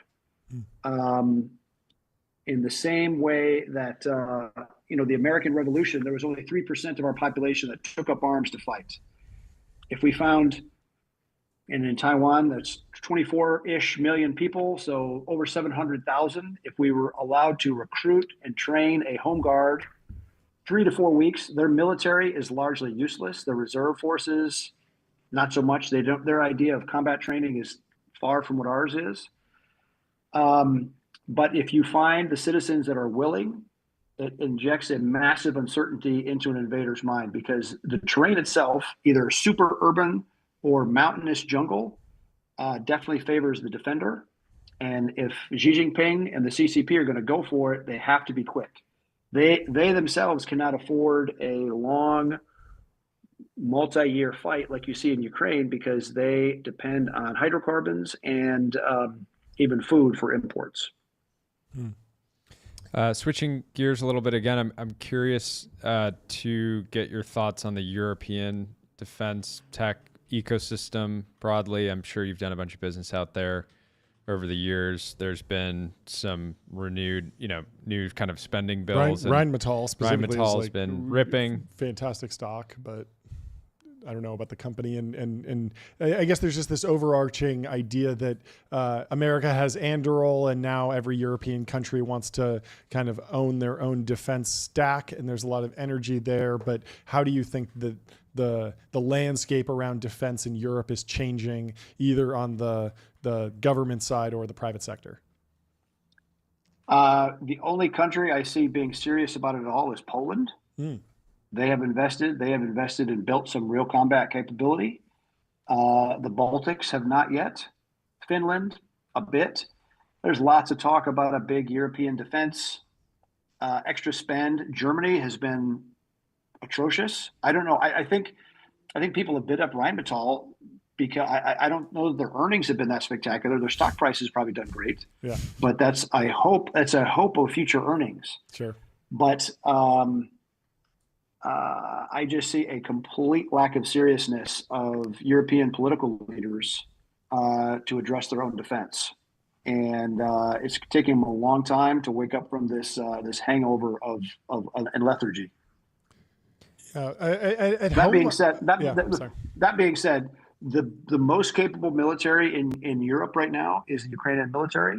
The lessons learned that they have are very significant. The drone tech is far and away the best. Their ability to fight against and to even conduct electronic warfare and even close air support in this environment is leaps and bounds ahead of even what the U.S. military's is. So that's the military to learn from. Ukraine does have a corruption problem. I hope sincerely that Trump is able to get a ceasefire in place and to stop this killing, because it's absolutely pointless. It's just Slavs killing Slavs at this point, and it's nobody's going to advance. And you have a blend of old and new. I mean, if you look at the pictures of the front there now, it's almost indistinguishable from the Battle of the Somme, right? Artillery duels, static lines, bunkers, all the rest. Now the problem is somebody can fly an FPV into your bunker on the other side, but between tens of millions of landmines, which make armored breakthrough very difficult, it slows down any attack so that the FPVs and artillery can get to it. You're not going to see any kind of blitzkrieg, Hans-Guderian maneuver warfare there until some significantly different weapon systems come along. So, look, Europe needs to get serious about it. They're far from it at this point. Yeah, I mean, at home, these conflicts have been raging for years, but they feel very abstract because in America, you just kind of go about your day and go to the grocery store and things feel normal, even though the global tenor of great power competition and even these more minor conflicts is growing every single day. Between Ukraine, Russia, Israel, Palestine, India, Pakistan, Taiwan, China, where should the focus be right now? How should people stay up to speed? How do we get even an idea of where these conflicts are going? How should people understand the nature and the risk associated? Well, they can follow my podcast because I talk about these conflicts almost once a week. Okay, so that's great. That's a great place to start. What's the name of the podcast? Let's plug it. It's Off Leash with Eric Prince. Fantastic. Yeah. I got one last kind of question for you. The rumors that we've heard around how the whole TikTok debacle is being solved haven't given us hasn't gotten either of us excited. Are we you think we're the laughing stock of China that we can't, ban the Chinese AI brain rot app from our app store? and will you promise us that TikTok will not run on your phone? I don't think it's capable to run an unplugged phone. But now that you mention it, I will make sure that is the case. That's great. But yeah, any other color on the TikTok ban or just general relationships between China and the U.S. with regard to technology and business, which is our focus here? Look, the Trump administration is still in the process of getting its people in the seats and getting those institutions organized. Yep. What the president just did today in showing video to Cyril Ramaphosa from South Africa about the ongoing murder and genocide of white farmers was absolutely fantastic. And I'm even happier that Secretary Rubio is right there supporting the president. Sorry about that. It is a different administration than we've seen in the past, and I am happy to see those kind of issues being addressed. I wouldn't discount the TikTok thing being addressed properly this time, since it wasn't the last, the 45 administration. Yeah, that makes sense. Well, we're hoping for something good. But thank you so much for joining us. This is a really fascinating conversation and fantastic stories, really. I was sitting back, I'm listening to the podcast. I'm listening to you. It's great. But thank you so much for stopping by. We'd love to have you back, and we'll talk to you soon. Yeah. Cheers, Eric. Thanks for coming on. Cheers. Have a great rest of your day. Bye. Next up, we have a surprise guest, not on the announcement post that we put out on X, but we got Anthony Pompliano, good friend of mine. Hung out with him in Miami a year or two ago. We talked YouTube. We talked all sorts of video essay stuff. And he's got a SPAC. He's got a SPAC now, and he's also launching an asset manager with like $1 trillion under management already. So he's off to the races left and right. Big week for Pomp. Fantastic show as well. So excited to invite him into the studio and catch up with Anthony Pompliano and get a bunch of great takes. You're here. Welcome. Guys, I love to see the suit, but we need some ties going on. I know. Yeah, you caught us lacking. We're working on a tie. We're working on a tie that has ads on it. That's our next ad unit. We'll send you one. Thank you so much for joining. How are things going? What's the latest in your world? How are you spending your time? Because you got a lot of different things going on. Yeah, look, I think that the future is very similar to what you guys are doing, right? You got to be able to operate businesses, you got to be able to invest capital, and you got to be able to create content on the internet. And if you think of what a business really is you got to build products, you got to be able to invest resources, and then you got to be able to market those things. And so I don't think there's any different than what people used to do in the past. It's just now that you do it more as kind of an individual brand rather than a company, and that's what we've been doing. Yeah, what was the kind of I feel like you're going through like the V2 of the Pomp media strategy. There's a daily show now, and you were building businesses before. What'd you learn from those, and where is this going with the next iteration? Yeah, I mean, look, actually, we used to have a daily show very similar to what you guys are doing, the Best Business Show, which was hilarious. When people would have to cite us breaking news. You'd have to write the Best Business Show. That's credit. Amazing. Good, nice little troll there. But no, look, I think you guys are doing it the right way, right? It's like everyone is up-leveling. And the way I describe it is when content started on the internet, everyone was basically on like their webcam. And then they were like in their kitchen in their webcam. And then it was like, oh, I have like an extra camera instead of the webcam. Now we pretty much just think you need TV quality with digital distribution. Totally. And so everyone is leveling up. You guys have built, I think you guys just got a 4,000 square foot facility, all this stuff, right? We've got obviously studio stuff and it's just the cost of the technology is compressing. And now with a very small team, you're able to have massive reach. And I think that's just going to be the future of all this content. Can we just glaze X for a little bit? I know you've built a business on X. We love X. We've talked to the team earlier this week. I just think that like it's so underrated as a distribution platform. People think YouTube, and there are other great platforms, but the current moment with X has been particularly good for us. And I wanted to know what your take on X is, how it's been going, and any learnings that you have to share. Is Linda hiding behind your cameras over there or something? Like got a gun to her head? She's got a gun to her head. No, we're gonna we just invited Linda on the show. We want to have her on. Amazing. No, look, I think that every platform is very unique in what it provides, both in terms of the type of audience. Obviously, who's on LinkedIn is very different than who's on X. LinkedIn finds out things maybe a week or two after people on X find out about it. But also I think the type of content that lives there is really important, both in the form factor and also the actual substance of it. And so it doesn't make a lot of sense to go and talk about, kind of daily news on LinkedIn. It makes a ton of sense to do that on X. And so what I think many people, including ourselves, have figured out over time is that we were essentially using X as an engine of growth to drive people elsewhere. Go watch on YouTube, go listen to the podcast, go read the email, go to this website, whatever.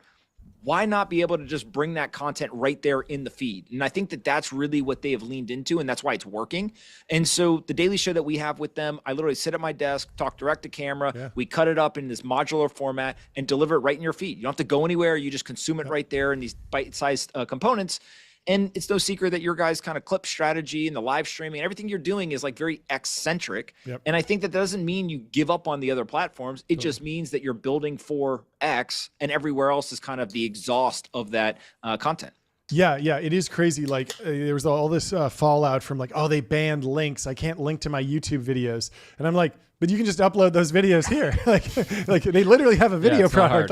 You wanted to link to text. Like you could just put the text on X and it'll do way better. And it's not that complicated. And yeah, you might have to change your monetization strategy a little bit. Maybe the rev share is going to be different on YouTube. It's like a per video thing, and X it's monthly, but like it all works out. You're just playing for attention and reach. And obviously X has this, the thing that I like about the flywheel is like on YouTube, I could every once in a while, another creator like you would comment on my video or I'd comment on your video and we'd see each other, but we couldn't DM each other on YouTube. Yes. But on X, it's like if somebody sees a clip and they respond, oh, I think, Pomp's wrong about this, or I love this. Like we can all hop in a DM group chat immediately and just start talking and then hop on the show, do whatever. And so like, I think the water cooler with all this stuff is actually really, really inventive. Anyway, Jordy, you got anything else? It's been interesting. People, will point out, they're like, I don't understand how TBPN is like has so much attention. People say it's good, and yet it's small. The YouTube channel is small. It's like, we don't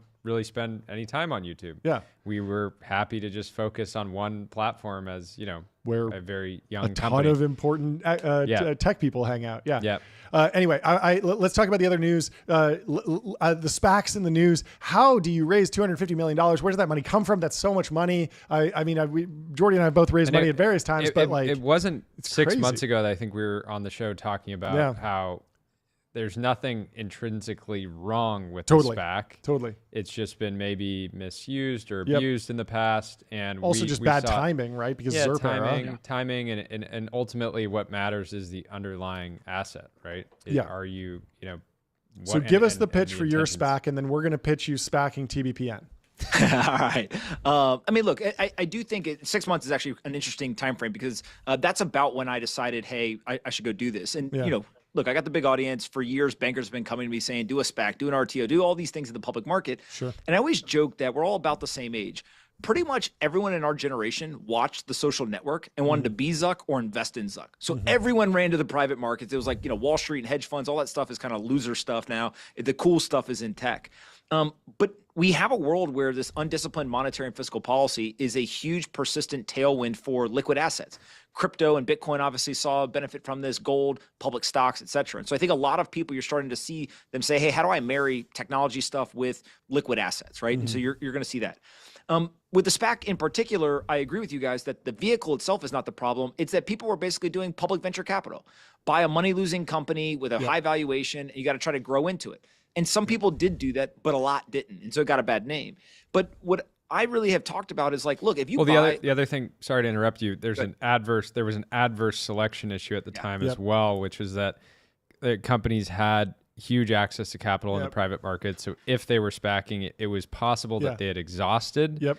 If you couldn't do the Stripe thing and just do a $3 billion tender, you would SPAC or something but there are businesses today that are fundamentally good businesses that have bright futures that maybe should just get public and get I remember years ago talking to a public markets investor, and he was like, well, like once you're in the public markets, like you shouldn't ever need to raise capital again because you're supposed to just be a going concern. And I was like, wait, what are you talking about? Like businesses lose money. I'm in venture. Like this is what you do. And he was like, no. Like if you're publicly listed, you should not be losing money for a long time because then you just shouldn't be a public company. I was like, oh, I didn't even think about that. But anyway, sorry to cut you off. Yeah, well, I think that I've always looked at this as if you buy a good company that has all the right criteria to be a public company, and you do it at the right price, which is an important component. Basically, if you're a disciplined buyer, then it doesn't matter who the sponsor is. It doesn't even matter what the vehicle is, right? It should do well in the public markets, to your guys' point. And people weren't doing that. And so I think that is kind of one big component. The second thing is a huge part of what we specifically have said publicly and in the filings is we want to buy a profitable company. So we don't want to buy a company and then try to make it profitable. Like that's hard. Let's go buy a company that is already profitable. And the reason why that 6-month mark was so interesting that you mentioned that is that's about the time I started to get lots of inbound. And I frankly don't know why. I think some of it was the political change in DC. I think a lot in financial services, there was like a regulatory shift from a headwind to a tailwind. So people are like, okay, like this may be a better time to go into the public market. And then also like think of all of our friends who have built companies that started sometime between like 2015 and 2020. Those companies are just now becoming big enough to actually be public companies. Yeah. And so there's like that cohort of people are now like ready to get into that public market. And so they're looking for the vehicles to be able to do that. And we hope that, we're one of many that they consider to be able to do that. How does the actual deal work once you find a company? Are you buying a minority stake in the company, or are you buying the whole company? And then as I remember, it was like you'd usually see like a couple $100 million in a SPAC, but it'd be trading at $4 billion, and then you take a company public, and then the share price goes from there. Is that roughly correct? I don't know enough about that. The best way that I know to describe it is like the SPAC gives you a lot of optionality, which is why I'm attracted to it. So we raised $250 million into the SPAC. You have the ability to buy a lot of a company, or you can buy a very little bit of a company, right? But you have $250 million of cash. You do have to go to those investors and say, hey, this is the deal that I found. This is the deal that I negotiated in terms of the economic terms. They vote. So if you bring them a bad deal, they can also just say like, screw it. We're going to take our money back and like, good luck. Yeah. So you have to, do a good deal that they obviously are signing up for, but you also have the ability to use pipes and other kind of capital markets tools so that you can size up in terms of total capital invested in one of these businesses. And then the beautiful thing about this is it's a negotiation with a target company. And so it's two people in the market coming together and saying, this is what we think it's worth, right? Yeah. This is what they're willing to take. This is what we're willing to buy. And I think that tends to, if people are rational and disciplined, actually end up with something better in the public market. And it's different than a venture fund where the money is not literally sitting in the venture fund. They need to make a capital call. With the SPAC, like the money sits in T-bills, right? Is that correct? Correct. Yeah, correct. It's in the vehicle. Some people have interest, some people don't. There's some nuance there. But basically, you can go to someone and be like, "I have the money. I have the money. Like I don't need to go raise the money. But LPs can't tell me like, "Hey, sorry, I'm not going to send the money." Like I got the money, and then he's good for his 250. So I mean, I'm super fascinated by this whole industry. And so, are people pitching you? Do you expect this to be something where you get an introduction from a venture capitalist or an investment banker or just a founder? Is this like a founder-led deal, or are you going to be going outbound, finding some business where they're not even considering selling because they're profitable, they're happy, and you kind of come in, give them the pitch and say, hey, this might be the right time to look at something else. Let's do this deal. Yeah, I mean, there's a bunch of rules, again, in terms of like what you can do. So right now I can't talk to any target companies, and that'll be true for another 24, 48 hours. Okay. But once the deal's closed, I can actually talk. I've got a ton of people who've been reaching out to me.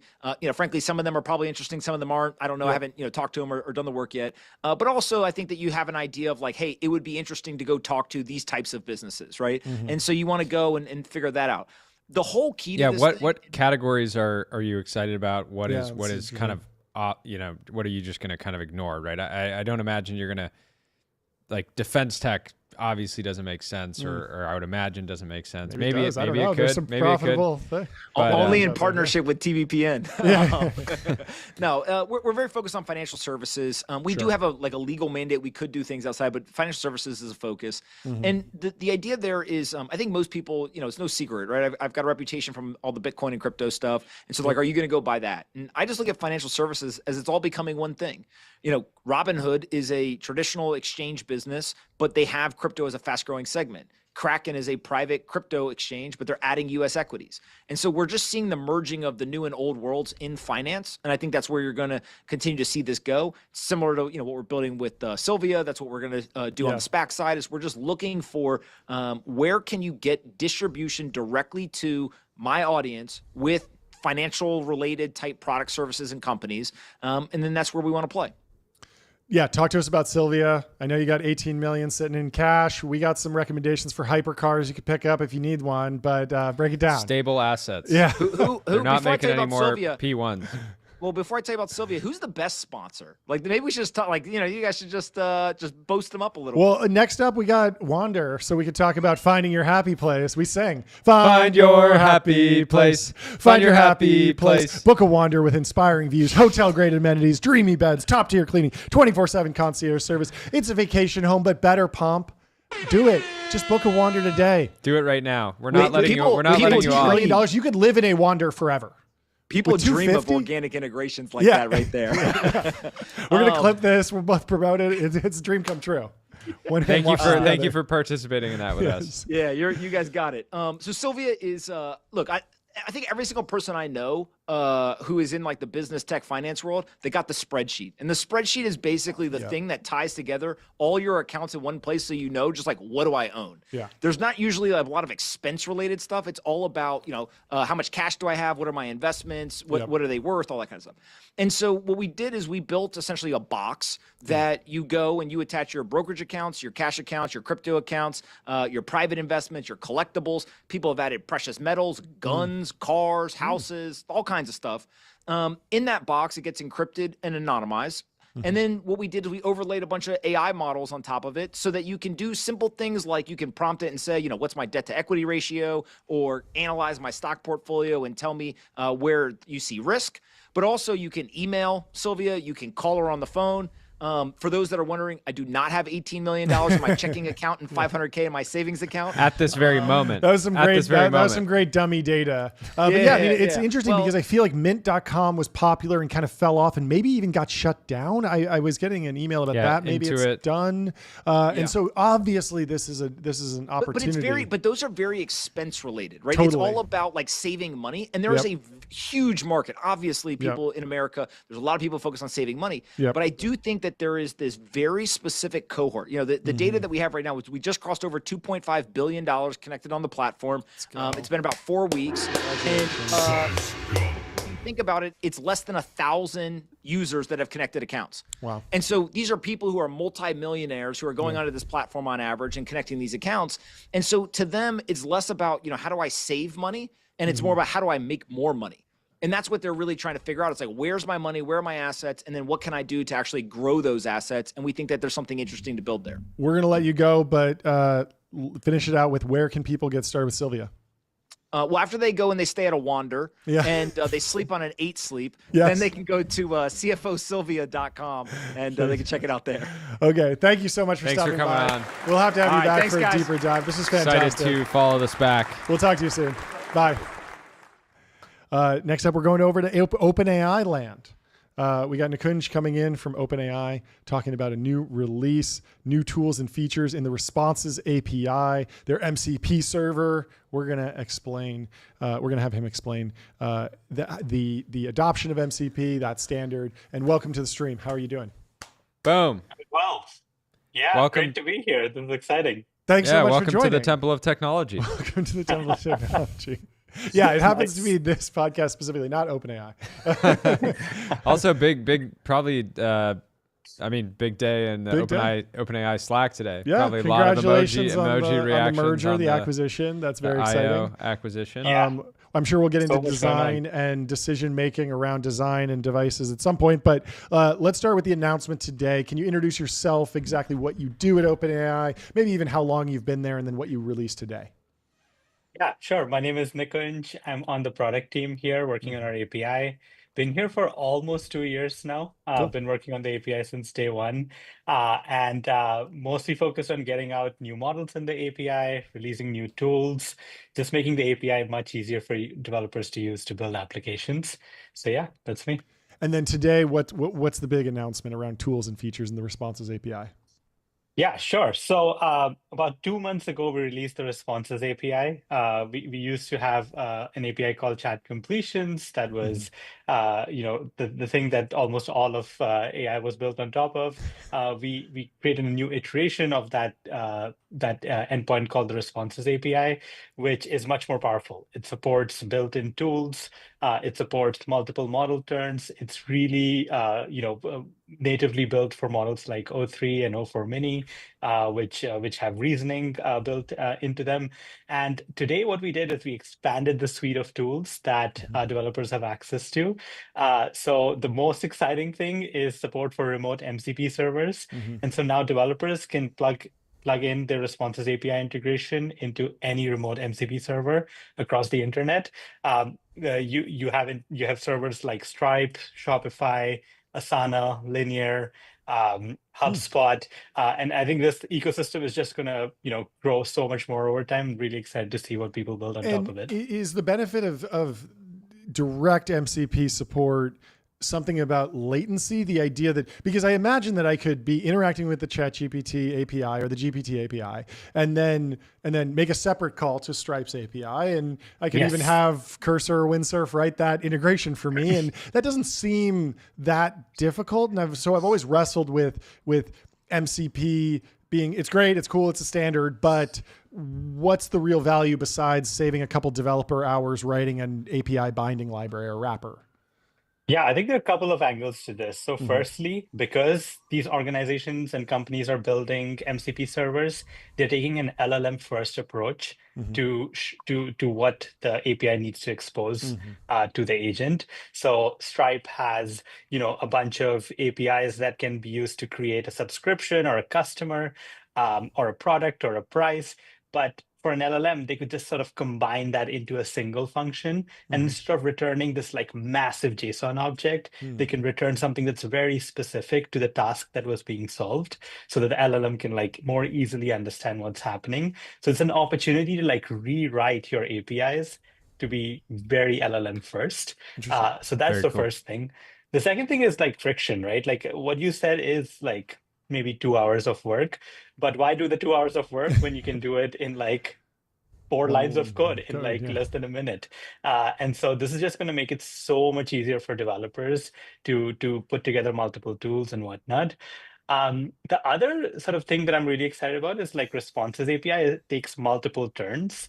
So in chat completions, you would have to like put it in a for loop and like make it keep going until it tells you it's done. The responses API, you give it 3 or 4 tools, you give it a task, it'll keep going automatically, single API call, finish the whole thing and give you the result. So it's truly magical when you get that. That's amazing. Rune famously wrote, "Text is the universal interface." Is it just standing ovation for him over there today? Because this feels like a victory for the text as the universal interface paradigm. But is there more nuance that you could add to that philosophy of machines communicating with other machines via text? Because that feels like, again, the LLM understands JSON. I understand what you're saying, and probably faster and smoother, but at the same time, we could just train an LLM to speak JSON, correct?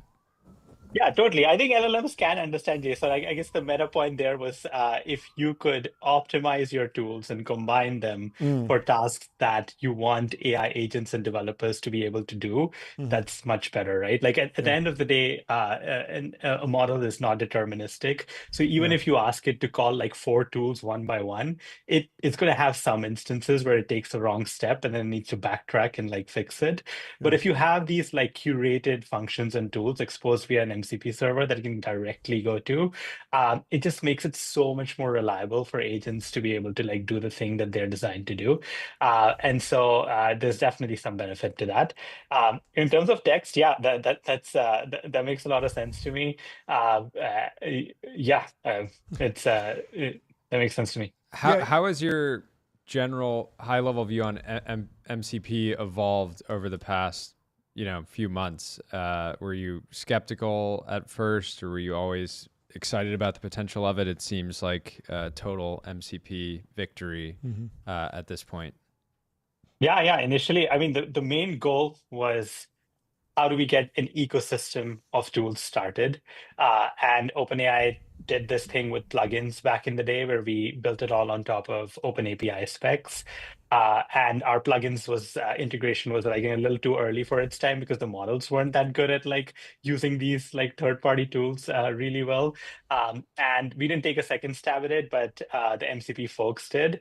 And MCP is great. It supports so much more than just tools. And it took off. It was initially like local only.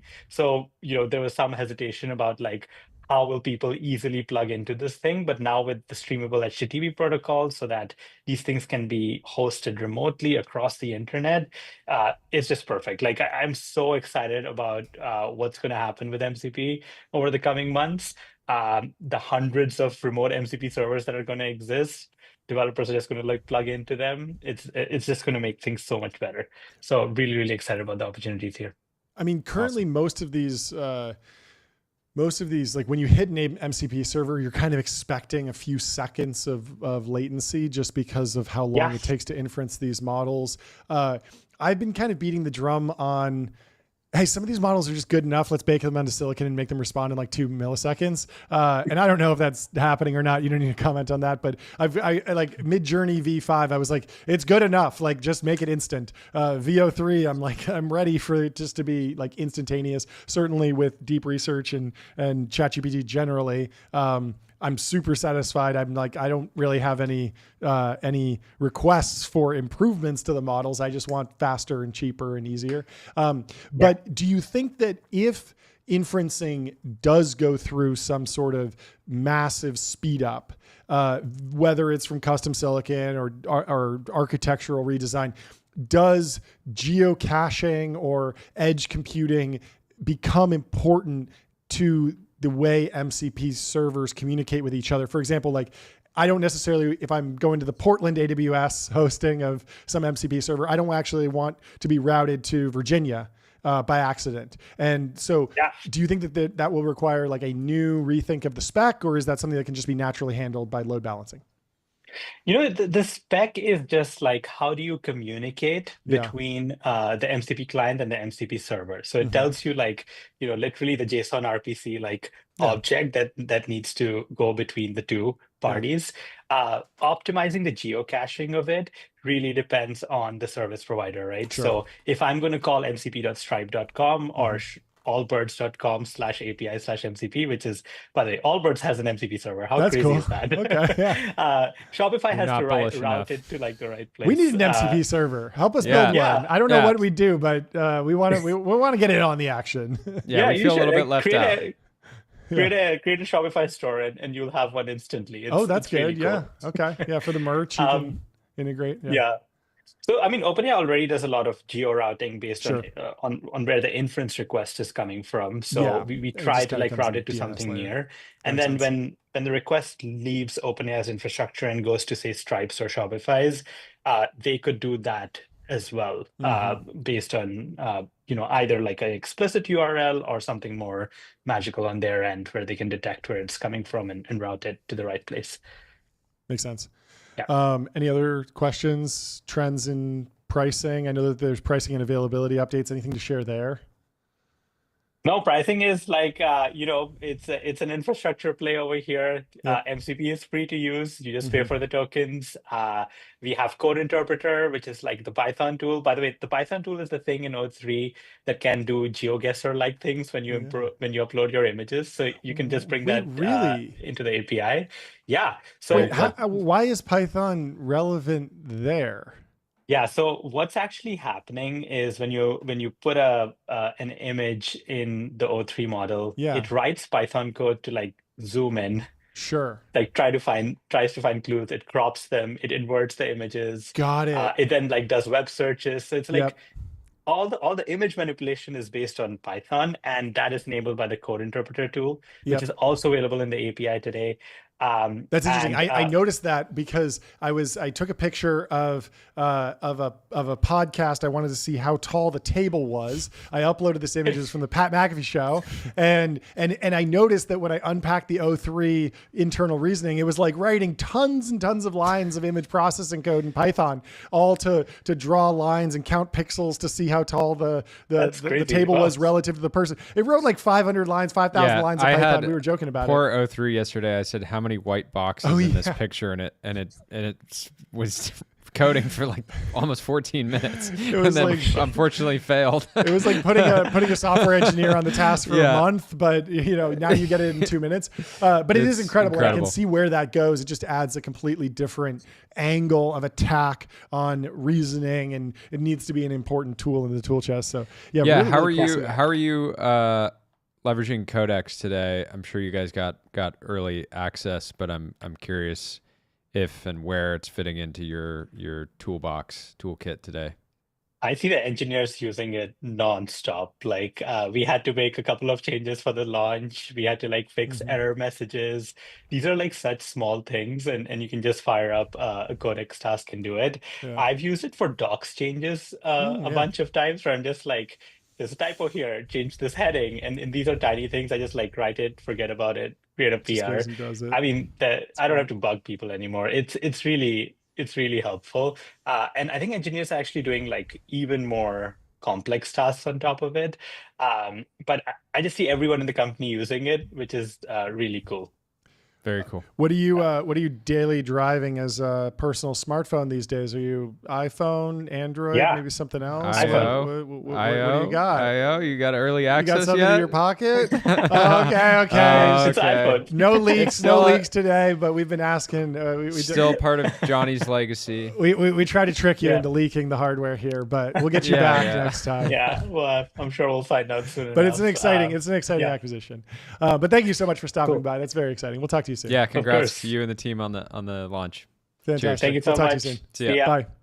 Next up, we got David Senra coming in the Temple of Technology, the godfather of podcasting himself. That's brother behavior. Brother behavior. We need a lot of sound effects for this one.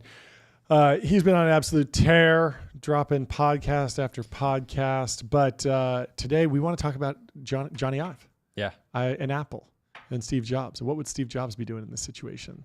I want to play out that scenario for sure. And then we got Scott Wu coming in from Cognition, talking about Devin, coding agents. Every company has a coding agent now. Crowded market. I want to know how it plays out. So we're excited to talk to him about that. And then we got Joe Weisenthal from Bloomberg Odd Lots coming on the show. We'll get an update on the market. It's been flat for a couple days. Rough week for Joe. It's been terrible. Market. Yeah. He's not getting his dopamine fix. How is he getting through it? I want to know. I'm sure he's finding obscure exchanges where he might be going 100x chaotic. short volatility. Yeah. Maybe he's just printing. Might be shorting Costco at 50 times earnings. Maybe we'll have to ask him. Anyway, let's do some more ads. In the meantime, let's tell you about Bezel. Your Bezel Concierge is available now to source you any watch on the planet. Seriously, any watch. Any watch. And I think we got through our Go ads to Bezel. for today. Download the app. Yeah. Do it. We can You'll also go become through some... I'm actually shocked at how frequently I use Bezel. Like, I'm a DAU. I was talking to Quaid, friend and one of the co-founders, and he was like, "Yeah, a lot of people actually daily are just DAUs. Yeah, regardless of if they're like actually shopping right away." Well, we got David Senra from Founders Podcast coming into the studio. Welcome to the show. How you doing, David? What's up, guys? Before we begin, I have to apologize for not wearing a suit, but I think you'll make an exception because I'm wearing a Ramp shirt. Oh, there we go. Let's hear it. Switch your business to ramp.com. Save time and money. How you doing? What's the latest? There used to be this thing. I mean, it's probably still a thing where David you'd be happy to meet somebody, but the one requirement was that they listen to Founders. Yeah. Eventually, it's going to be you listen to Founder and your business runs on Ramp. I won't take and if you don't check both boxes, just not happening. No shot. That's hilarious. Anyway, what's the latest? Did you read the Bloomberg article about Johnny Ive joining OpenAI? Okay. No, you have to tell me what's going on. So I just got a bunch of text messages about this, and I think there's something related to Steve Jobs coming back to Apple we could talk about too. That's interesting. But no, I have no idea what's happening. So the article is obviously it's amazing in the sense that it's Johnny Ive, a $6 billion acquisition, huge number, 2% of OpenAI equity going over to Johnny Ive and his team. But and it's also super interesting because they're going to build a hardware device for ChatGPT, for AI, an AI first hardware. And if there's any team that can break through with a consumer electronics product, it's got to be Sam Altman and Johnny Ive, right? Like they are an incredible combination to go after this. At the same time, the article basically said nothing. And they put out a 9-minute video and it's just them saying, oh, he's one of the most thoughtful individuals. He's one of the best people to work with. His family's amazing. And they're just talking about how much they love working together. And it doesn't actually give us any advice on or any guidance on is it a phone? Is it a watch? Is it going to fold? Is it big? Is it small? That's very Steve Jobs-esque. He'd be very proud. Listen, that's good. I guess going into this, I'm an unabashed Johnny Ive fan. Okay. There's actually an excellent biography of him that I think everybody should read. Please. I read it 5 years ago. If you want to listen to the podcast I did on it, it's episode 178 before you get the book. Yeah. But I'd highly recommend reading the entire book. I think if you think about like the conversation we had this morning about taking things very seriously, I FaceTimed you guys at like 6:30 in the morning, and you're in your studio, like getting ready and preparing. We were sitting in these exact seats. Yep. Yeah, like I think that's one of the things that jumps out in Johnny's biography. It's just like his intolerance for a lack of effort. So like there's a great story. I just pulled up a bunch of my highlights from the book, but when Johnny was in design, he was studying industrial design. I think it was in England. And there's this great line where a friend of his comes over, they have a project, right? And they're making these like foam prototypes of product they're designing. And he goes in Johnny's apartment and he found over 100 foam model prototypes where most students would build half a dozen. So the normal expectation is, hey, I'm going to make 6 prototypes of this, new design for this product I'm doing. And Johnny's like, yeah, fuck that. I'm doing 100. And I think when you read the book, it makes sense. Like, I just tweeted this out where it's actually Steve Jobs. Let me pull it up. Steve Jobs talking about Johnny. And he's talking about Johnny with Walter Isaacson, and he's writing the book with Walter Isaacson as he knows he's dying. And he calls, he says that essentially if he had a spiritual partner at Apple, it would be Johnny. He's not just a designer. That's why he works directly for me. He has more operational power than anyone else at Apple except me, and there's no one who can tell him what to do besides Steve. So again, I always think of like actions express priorities, like one of my favorite maxims. And Steve is telling you, he had probably the highest bar of talent out of anybody's ever existed. Yeah. And he's saying, this is the best guy. This is my number 2. I think that like speaks volumes about like what he thought of in terms of Johnny's talent. Yeah. I mean, it's so interesting because I guess the open question in my mind is, does Johnny Ive need a Tim Cook figure to do what he does? And what I mean by that is that obviously Tim Cook's been the CEO of Apple for over a decade now, but he was a supply chain mastermind, and Johnny Ive could throw a crazy idea out there like an aluminum milled unibody design for the MacBook Pro, and Tim Cook was able to actually go get it done. And in the new era of global competition with China, faltering relationships, and not a legacy at OpenAI around hardware manufacturing, which is a unique skill set, can Johnny Ive actually deliver a product that gets into the hands of millions of consumers with the quality that Apple is known for without a Tim Cook-like figure? Will we see another acquisition? Steve Jobs needed a Tim Cook figure. I think anybody does. So like, yeah, the answer is of course he does. Like we have obviously no idea what they're going to build. What I think is just interesting is, which way more applicable to like us and the people that are listening, is just like to study. I just tweeted this back at Sam Parr from My First Million. It's like, you don't copy the what, you copy the how. And so I think the important thing of like, yeah, you could hypothesize of like what Johnny's going to build, or you could just like, hey, how does this guy approach like his life and work? Is there anything that he said in there that I could actually use? And I think that's like much more interesting to me than be like, can you predict what's going to happen with this thing that they're told no details about? And that like, who knows? I don't know. Like, can they build hardware? Who the fuck knows? Like, we're going to find out. That's the fun part. Yeah. But yeah, I'm not into like prediction. I'm just like, we'll see. Yeah.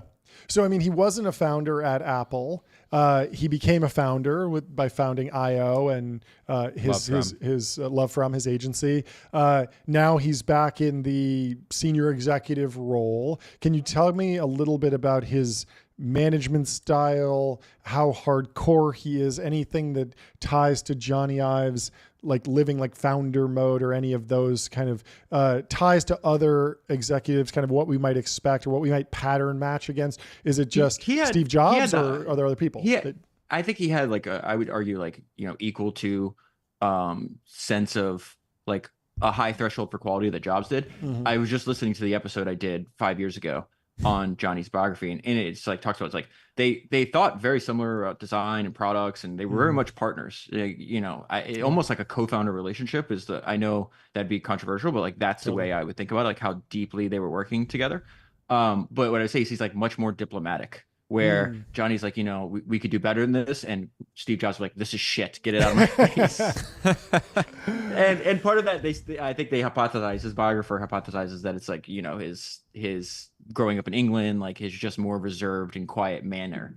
But what I loved is, I think the very beginning of the book, the author's interviewing him, and he was, and this is even before he was going to write a book on him. He was just covering Apple at the time. I think he was a reporter, if I remember correctly. And he just like wanted a soundbite on this new Apple product. And he says, I just wanted a soundbite, but he launched into a passionate 20-minute soliloquy about his latest work. I could barely get in a word edgewise. He couldn't help himself. Design is his passion. And I think that's just, he's just obviously completely obsessed and willing to like work hard. There's another thing that I thought was interesting. He calls it attention to invisible details. It says, Johnny cared deeply about the parts users would never see, believing that, quote, care was taken even on details, hard and soft, that people may never discover. And he says that he was fanatical. He provided a fanatical care beyond the obvious stuff. So these just like, that's why I'm just a huge fan of anybody like this. I don't care if you're building the iPhone or you're making a pizza. Like just, I'm very attracted to and obsessed with people that take whatever they're doing very, very seriously. It's funny that the opposite is Enzo, who's like, I don't care if the door panels align. I care if the driver shits his pants. Yeah. I would actually argue that they're very similar because Enzo, remember, like Enzo was building a race car. He wasn't building, like he wasn't trying to, it just happened that when they were winning all the races, then you have all these consumers say, hey, I want a Ferrari though too. But I would actually think like what they both share in common is they keep the main thing the main thing. Yeah. And in Enzo's cases, he's not trying to build a luxury product. He's trying to literally make the fastest car. That he didn't give a shit about Ferrari, the actual auto manufacturer. If you read his biography, and in fact, the longest book I've ever read for founders. Let me see if I can find it real quick. Was a 1,000-page biography of Enzo Ferrari. Of Enzo, no way. And it was just republished. Same author. This book is excellent. It's Enzo Ferrari by Luca De Monte. So this used to be 1,000 pages. No one bought the goddamn book because no one wants to read 1,000 pages. So they edited it down to 450 pages. Wow. Yeah, so if you Enzo's one of my favorite founders I've done like 3 or 4 Well, you episodes know on him. that Johnny Ive at Love From, his design consulting agency, one of their biggest clients is Ferrari today. I didn't know that. And so there's probably some linkages here. That's perfect. So can you give us a little bit more about what we can expect? We were joking about maybe OpenAI should just the device integrate with the Ferrari. And you just need to buy a Ferrari if you want to access the premium tier of ChatGPT. You can only access it. You should only experience it on the saddle leather of a Ferrari. that will only work if they're going to do a collaboration with TBPN. Yeah, I think that's the. Sorry, I can't do my homework today. My Ferrari's in the shop. This summer, I'm gonna force you to go to the Ferrari dealer in LA and get one, because if you're really such an Enzo fan, exactly, you should have a Ferrari. Shouldn't you be honoring his legacy every time you go to the grocery store? It's funny. I drove past my daughter used to go the school my daughter used to go to was actually next door to a Ferrari dealership in Miami, which is like the most Miami thing ever, right? That's super Miami. Yeah. But there's I tweeted it out when I passed by the other day because it says he had this great line where he's just like, passion can't be explained, it can only be lived. Yeah. And I was like, oh, that's like a really good way to think about the way he lives his life. But let me finish that thought. It's just like his primary thing was just like, I want the fastest race car in the world. And so that's what he meant. He's like, I don't give a shit if the doors don't line up. I just, when the race car driver hits the gas, I want him to shit his pants, which is also a fucking hilarious quote. Yeah, I wonder what the AI equivalent of that is. Like, what is the Ferrari of AI models right now? Because they're all kind of completing. I'm personally very excited about this. I was just talking to our mutual friend Patrick from Invest Like the Best, and we both feel very similarly. It's just like, I don't want to look at screens all day long. So I know you had you had that guy that's building Friend. His name escapes me at the moment. Avi. Yeah, just this idea, like, I'm not saying I want to wear something around my neck or have glasses on my face or whatever, but anything that would kind of get me off of looking at screens is like, I'm very, like, I would buy it day one just to test it out. Yeah, John was saying like maybe a Walkman style device with wired headphones, kind of analog, but just piping the AI right into your brain. Maybe a football helmet. You could pack it's interesting. I was thinking it's like, what is Elon's AI hardware plays? One is Optimus, right? But then the other is actually just Neuralink. He's like, I want to jump, he could say, I want to jump to like the end state, which is like human and computer become one. Pretty crazy. Yeah, I want the opposite of that. I did this episode on Christopher Nolan, and it was very fascinating because this guy makes some of the most high tech movies of all time. They're very difficult to make, and yet he lives a complete like analog life. One of the famous anecdotes from his biography was hilarious, where he doesn't have an email, doesn't even he carries like a normal flip phone, won't use GPS, like goes to a new city and has to like feel his way around and ask for directions and everything. But the funny part was people, send scripts everywhere. So they're like, oh yeah, just like, I'll read your script, email it to me. He's like, I'm going to fly on a plane tomorrow and I'll be at your house at noon. And he'll hand you the script if he wants you to be in the movie. And then he sits there and stares at you while you read it. And then you're done, you talk about it. And then he takes the script back and leaves. There's no other copy. That's amazing. So yeah, man, everybody's got to figure out their own integration for what they want for technology. I want to disappear in the background. In many cases, like if you study this book, and again, I would order the book, I would definitely read it. It's worth it. Especially because he's going to play a fucking huge role at one of the most important companies in the world right now. Totally. But I just like, I want technology to disappear. I do. There is some quotes in the book that might be fascinating that kind of answers your question, John. I didn't mean to like side skirt it at all. It's fine. But as far as like how he thinks about design, it says he takes big chances instead of evolutionary approach to design. And if they focus grouped any of his designs, this is a description of him in college. It was also accurate when he went to Apple. And if they had focused his designs, they wouldn't have been a success. So he's not looking for like, he really wasn't interested in like any kind of like iterative design. He wants something that looks completely different. And there is a weird story. I think some people might find it odd. Story from his college days when he was studying design, that he talked about that the best physical objects, they are very inviting to the touch, that humans have this, I forgot what he called it, like an obsession. He has a word for it, but essentially obsession with touching things. And so he was asked to like design a pen, and people are like, okay, I'm going to write upside down, or it never runs out of ink. It's like, no, but what do people actually do at pens? Like anybody holding a pen in their hand, they're like clicking it, they move it around. He's like, they want to, I didn't think he said this word, but they want to finger it, for lack of a better word. So they want to like play with it a lot. And so any kind of physical device that he makes, I think isn't going to just be like, oh, this kind of looks like an iPhone. I think it's going to be like drastically different. Yeah, it's a big challenge. And I mean, he's pulled away from Apple a lot of the people that were integral to the magic of the devices, the MacBook, the iPhone, all these things. I'm really excited to see it. 2026 can't come soon enough. What about Jim Simons? You did a recent show about him. Very different from Johnny Ive, but what are the similarities? Because you think about a hedge fund versus a consumer electronics manufacturer. I imagine that there are no similarities, and yet I imagine you found some. How much would you pay to rip a heater with Jim Simons and Johnny Ive at once? I mean, that's a priceless heater right there. That's potentially a 7-figure heater. Yeah. This is why I think I got so many text messages and they linked me to whatever article today. Because OpenAI essentially bought Johnny's company. Johnny was the founder, and it's for like $6 billion or something, I guess is the thing.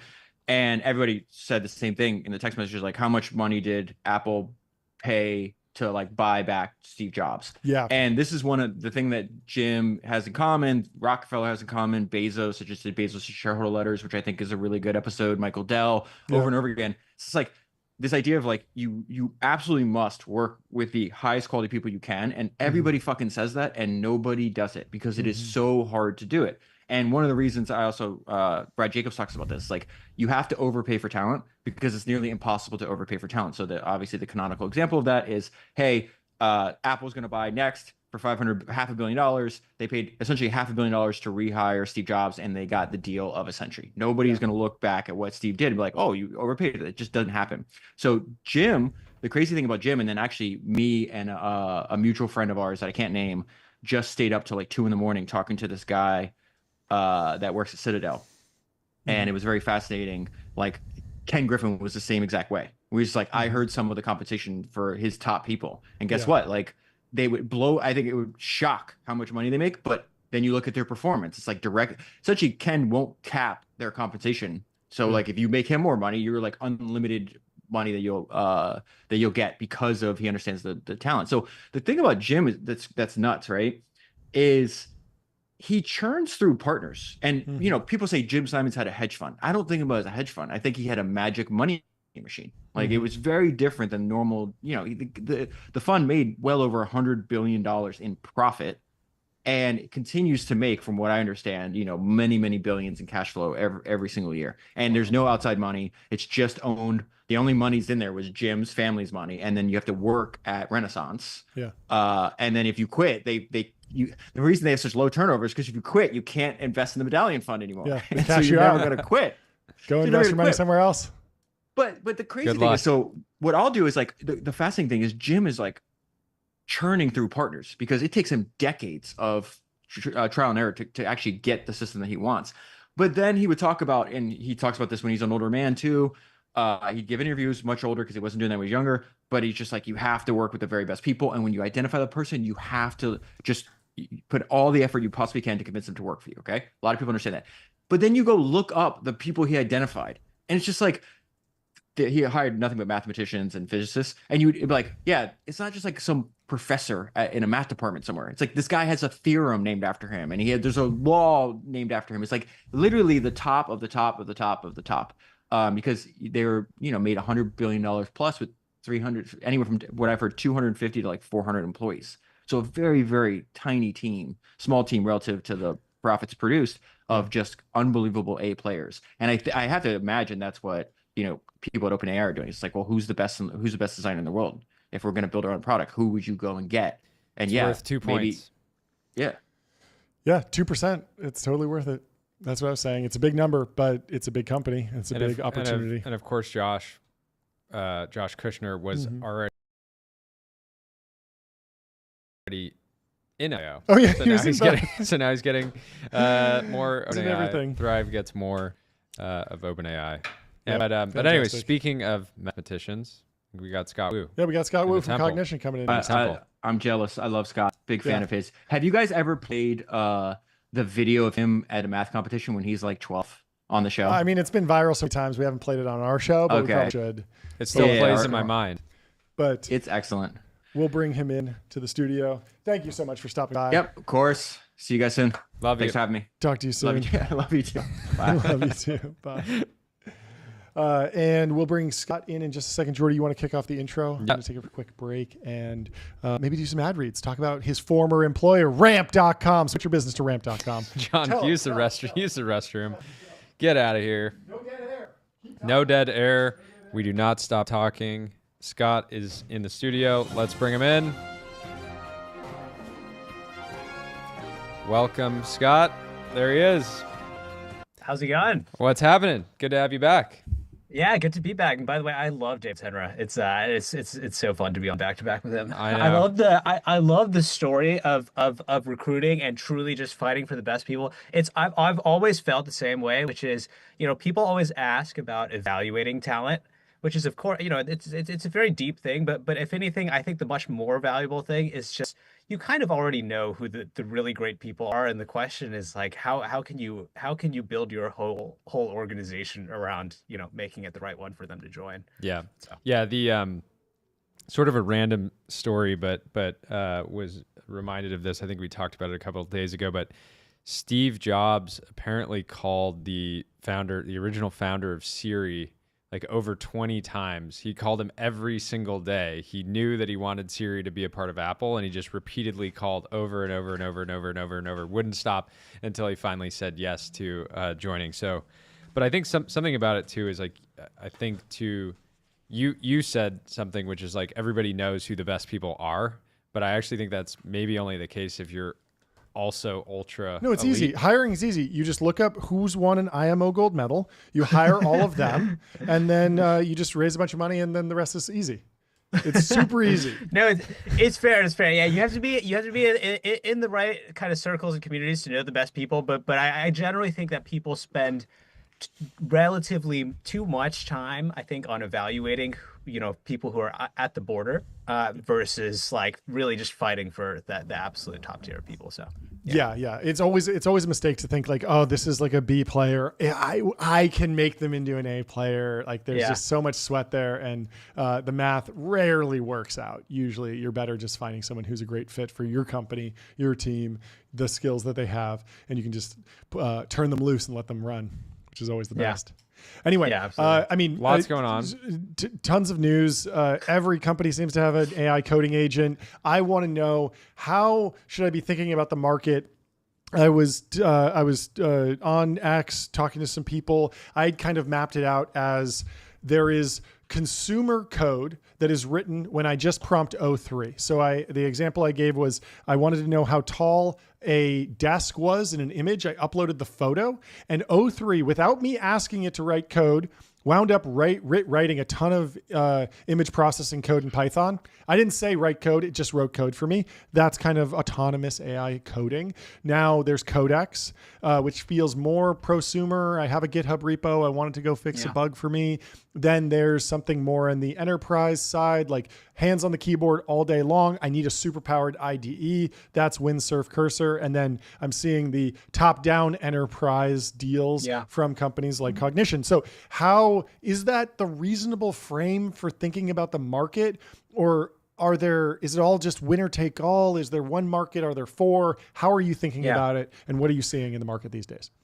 Yeah, for sure. So high level breakdown. Look, I think there's a few different product experiences, and by the way, it's fun to see to see so many agents coming out this week. But there's a few different product experiences, but I think there's primarily two markets is how we kind of think about it, and it's in one line, it's basically engineers and engineering teams versus non-engineers. I think the thing about it with DevTool, totally agree with your point, obviously, that there's some differences between enterprise and self-serve and so on.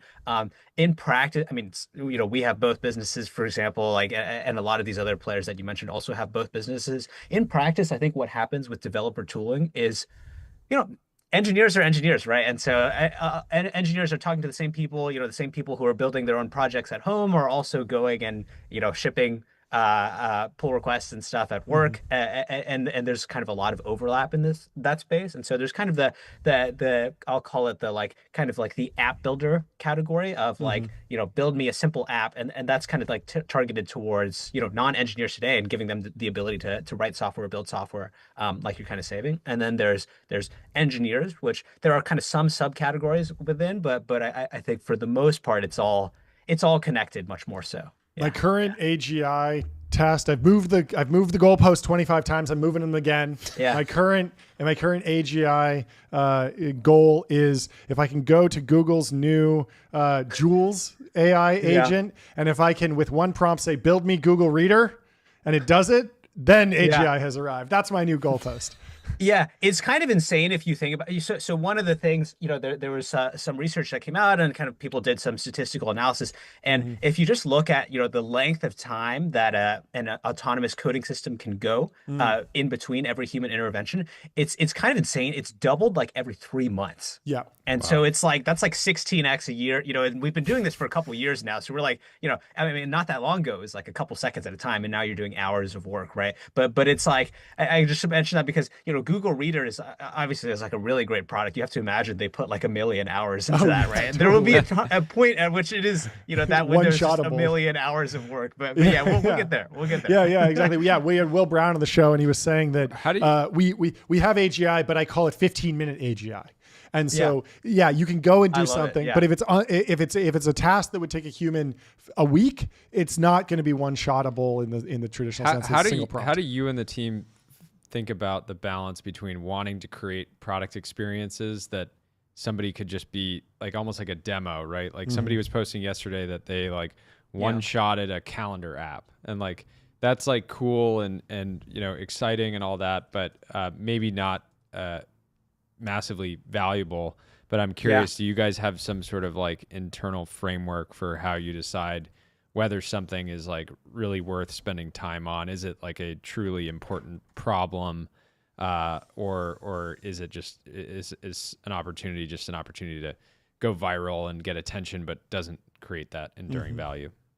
Yeah, for sure. So I mean, it's in the long term, our target has always been, let's do real engineering work that is, that teams are actually products that teams are really building out there in the real world. And I think the thing that's kind of interesting is because it is all, one group of people, I think it is the ability to build all these cool things out does matter. It's we have a distinction internally where we call it street performer Devin. Basically, it's the version of Devin, that where people are asking Devin to just do really cool stuff. stuff, and it's something that we spend some time on, but obviously the core by far is really just like, how do we have Devin solve real issues and real projects for your code base? Yeah, Street Performer, I like that. I do wonder, so yeah, it feels like there's still two frames of mind, this consumer and enterprise, even for stuff that I would call work.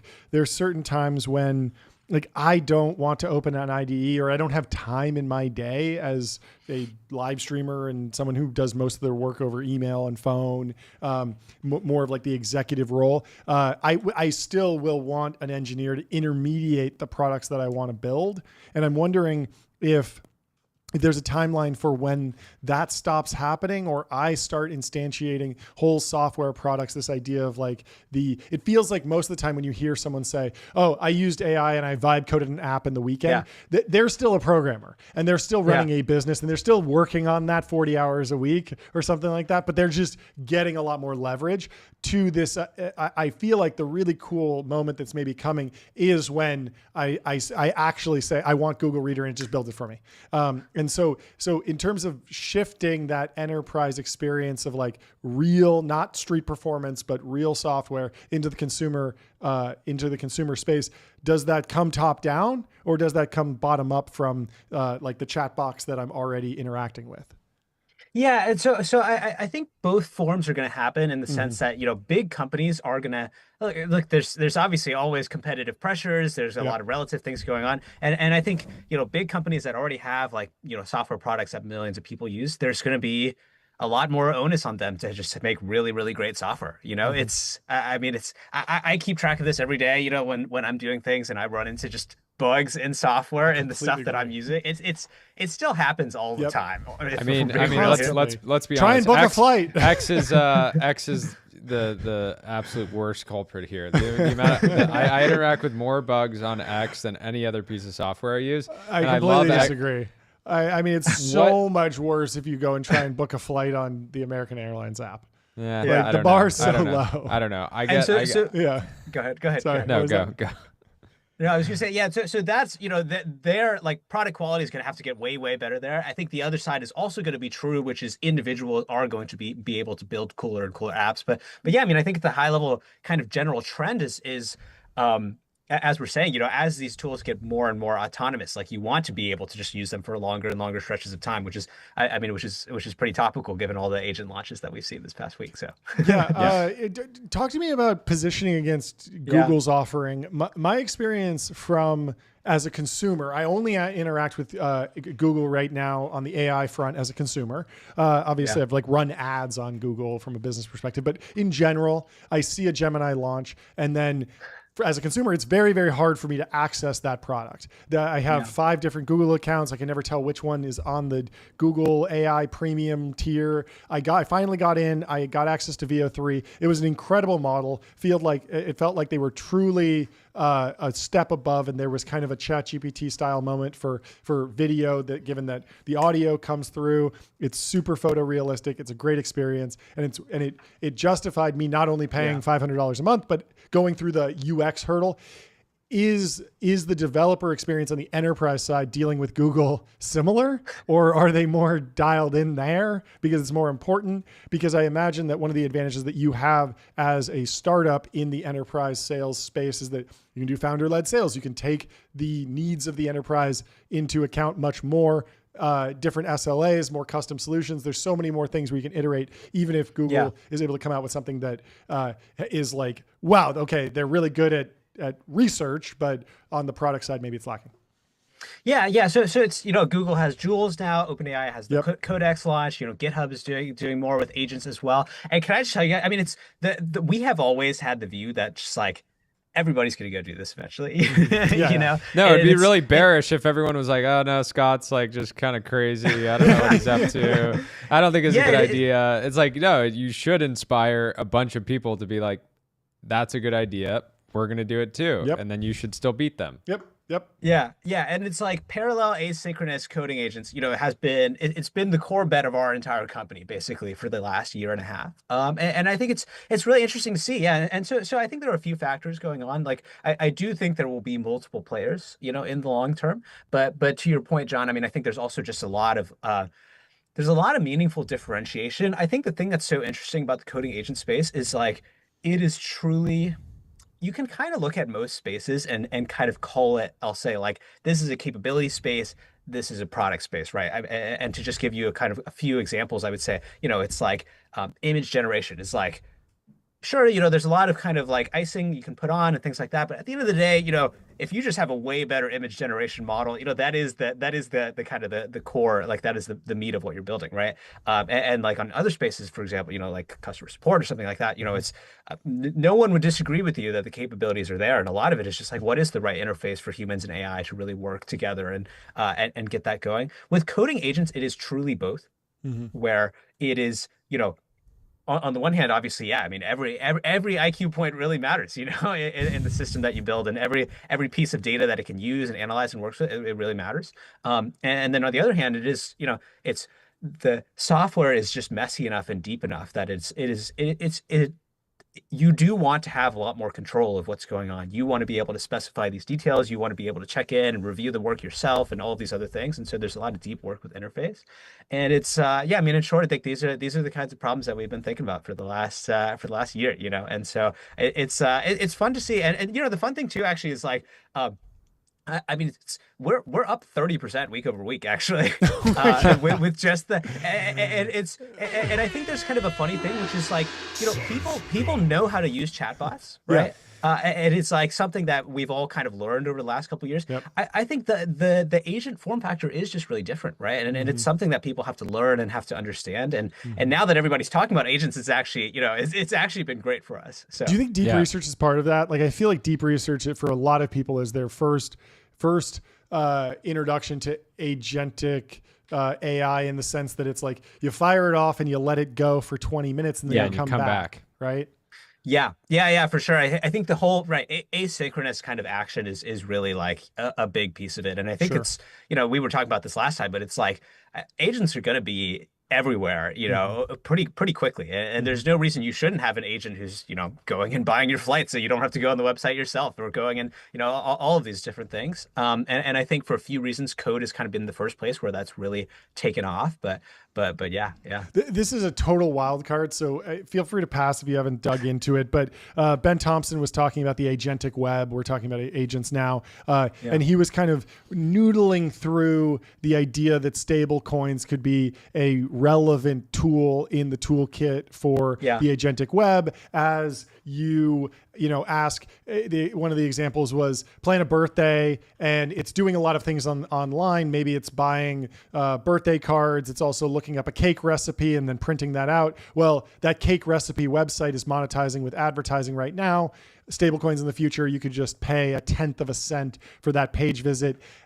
Are you thinking about stablecoins at all? Does that sound real? Just if you noodle on it, how do you think about this stuff? Yeah, for sure. So, I mean, I think with, building software engineering aids, we're probably, on the further end of away from it. But with that crypto said, pivot. Yeah, not a lot of, I imagine that not a lot of customers are paying 1/10 of a cent for Devin right now. It's probably more in the hundreds of dollars. But with that said, it is like an interesting thing, which is like, maybe one way to put it is like a lot of the norms of the internet to change, right? Sure. It's we have captchas, for example, is kind of how you prevent bots, and it's almost like captchas aren't the right like system where you actually now want your agent to be able to go and like navigate on the internet and do things for you. And like a simple example of that for us is like, this is again totally unrelated to software engineering, but it's like, we give Devin our ramp card, and then Devin just goes and orders groceries for us and stuff like that. Really? And it's like, it's great. But you can imagine, there's a lot of these systems of like, how should agents interact with money in the real world? How should they how products and websites and stuff have the right incentives, if it's humans that are going to them anymore, but agents and humans. And so, a lot of questions. Has Devin ever missed a memo on a ramp receipt, or is Devin pretty good about that? I think Devin's got it all down. Yeah, Devin takes screenshots and stuff as well, so it's all, How are you thinking about the sort of stack, right? Because I know you got a partnership with Linear. Obviously, we work with Linear. There's idea that much like a member of like a team, an agent can kind of appear in a lot of different places, right? A teammate can be in the office, they can be in a Zoom call, they can be in Slack, whatever. And how are you thinking about kind of like agentic kind of like orchestration, right? And sort of managing agents? Yeah, yeah. Linear is, and by the way, they just had a launch this week. They had launched this Today. morning, actually. Yeah. So yeah. Shout out to the Linear team. And yeah, it's an interesting one. I mean, speaking of this kind of like product interface question, right? You know, the work that you have to do is really like, it is, you know, I think one of the difference between chatbots and agents is an agent is truly like, it truly needs to be like basically an employee in the same way. You know, it is really like you as an engineer are using your team of junior buddies who are going to go and like implement this stuff for you, right? And so like a lot of what that means is it has to be in all of these same systems, you know, in order to work really cleanly. And like the standard workflows that we have, I mean, we have Slack, for example, we have Linear and Jira and so on, but it is a big part of it. Yeah. Last question, actually from your post, you asked for questions from people who follow you, and Remy Olson asked a great one. What do you see as the primary limiting factor for coding agents between context window reasoning, which I imagine is just the amount of inference you're delivering to reasoning tokens, managing complex environments, or other things? Yeah, I think of those, I would say managing complex environments is probably the biggest one, in the sense that, look, if you like, speaking of 15-minute AGI, you know, if you give it like a very contained coding problem where it's just like, all right, write one file of code that solves this thing, it's honestly, it's already insanely good. Sure. You know, AI is already basically there, I would say, on that. I think that the areas where you see these agents or models in general like really slip up is kind of stuff where like you actually just need outside information to go and do what you're doing. You know, it's like the simple examples are, you know, if you're fixing bugs or you're implementing things, like you want to be able to test the code yourself. This is a big part of why connecting with all these systems is so important. And so, you know, plugging into Slack or Linear, for example, makes it really easy for you to kick off your Devon runs or whatever it is. But I think a big part of it too is like, if you guys are actually doing your issue tracking in Linear, or if you guys are, you know, this is how you do front-end deploys and this is how you run the linter or something like that, it is obviously, you know, the agent is going to be super handicapped if it doesn't have access to the same things. And totally. It's, you know, the next step beyond that obviously is not accessing those things, but learning how to really intelligently work with these and use them to make decisions. Any reaction to the Llama 4 behemoth? I think I saw 10 million token context window, seem bigger than ever. At the same time, kind of been going back and forth on how that project is progressing. There's been kind of mixed reactions online. What's been your takeaway from that? Yeah, there's a lot of cool projects working on longer context windows. I would just kind of give as one point, which is it's interesting, you know, if you think about human thought, which is not always the best parallel, but is obviously is the one example that we do have. You know, humans actually have terribly small context windows. You know, it's like when you get like the 6-digit code, you know, it's like I don't know, it's like pretty hard to remember what the 6 digits were and type those in. So like your context is goldfish mode. Yeah, even with coding, it's like once you have to remember like the 3 different files that it takes you a while to spin up the context window, and then you don't want to get pulled out of coding. You want to be in the flow, right? And so the thing that humans are like really good at, I would say, is almost more like intelligent retrieval, right? To your point, which is like you put this file and you're looking at it and you're like, oh, yeah, I remember why we did this 2 months ago. And then you're kind of like, you can kind of like replay it in your head almost. That's kind of the thing that's really interesting. I don't think it's so I guess a long story short is like, I think long context is going to help a ton. It's going to make things a lot better. But I think there are some kind of like fundamental things of like, how do you access all of the information that you need access to make this decision that's right in front of you right now?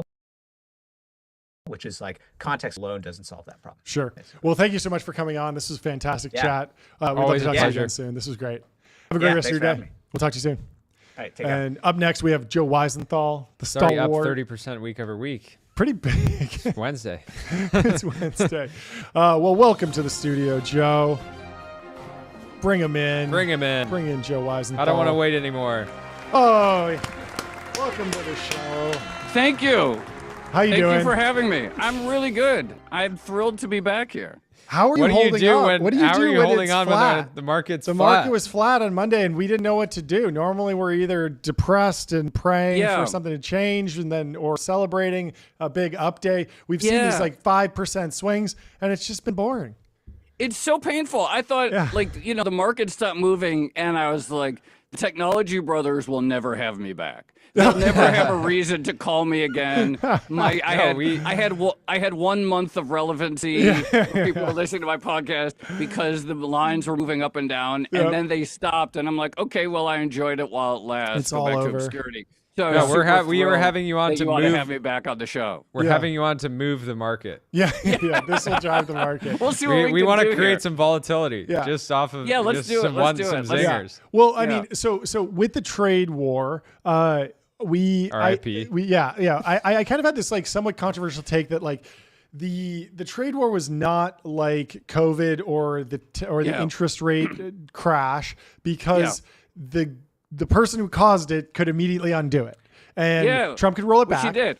Which he did. And I was talking to Jordan Schneider trying to talk about this. Like he was saying like, no, this time is different. It's not going to be like the trade war from Trump 1. We're going to look back on this as like the beginning of the end. It's terrible. He was very doom pilled, but it feels like now if we flash forward 4 years, we could be looking back on this and being like, that was a crazy, but it wasn't that big a deal in like the world historical context. What's your read on it now? It's a really tough call because I was very sympathetic to that. And as soon as he walks it back, you're like, oh, of course he's going to walk it back. You're so stupid for everything. That's different. All that being said, we have a laugh track now. I love that. It's so professional. All that being said, a 10% baseline tariff on the rest of the world is not nothing. We're now a high tariff country. Oh yeah. There's this pause, 50% tariff or whatever it's going to be is not nothing. These are not complete nothings. Yeah. And I do believe that they will change the economy in some ways that they anticipate. Look, when he unveiled that chart on April 2nd, I thought it's like, well, he's basically unplugging the economy. We can't function with these levels. And he sort of realized that too. He said the bond market got yips. He went back, and then he probably heard stories about potential empty shelves at places like Walmart and Home Depot and stuff, and then he dialed it back further. We're still in a new era, though, of trade. It might be more like Brexit, where it's like, if you go to, I was in London a few weeks ago, it's still the same old UK. It's still a pretty like rich country. It's doing well, but they haven't grown that much. It hasn't been particularly good. So it might be the kind of thing where we don't notice it dramatically, except maybe we don't grow as much as we could. Who knows, though? Can you? I don't know. I don't know if it's the weather, but when I'm in the UK, it's something about the slow growth of the economy that's just you can smell it. You can smell it. Oh, well, hopefully that doesn't cover America. Can you tie this to the credit downgrade? How serious is that? Should we care about what Moody's thinks about us? No, I don't care about credit ratings. Okay. I mean, I'm the strict view that we borrow in currency, we borrow in dollars and print dollars, so we'll never default. Sure. There is I would say there's two things, which is one, that, it looks like we're going to get some sort of inflationary mix potentially between tariffs and tax cuts. Yep. So that tends to not be very good for treasuries. And to the extent, that like policy changes in the U.S. are now, everyone understands that they can be unilaterally changed on a whim. Probably not great, all things considered, for the perceived institutional stability.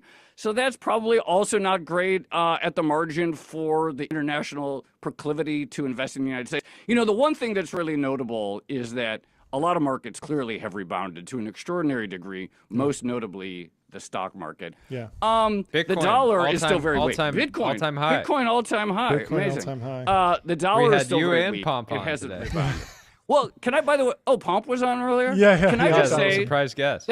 Can I just say, the first time I was on this show, one of the questions the two of you asked me was, will SPACs ever come back? Yeah. And I said, well, in my lifetime, they will definitely come back. And they're back Pump today. has a new SPAC. Today. When I said that SPACs would come back, I was thinking like 5, 10, 15, 20 years. I did not think that we would be getting a rebound. They said Pomp doesn't have the balls to launch a SPAC in the year 2025, and he proved him wrong. He proved him wrong.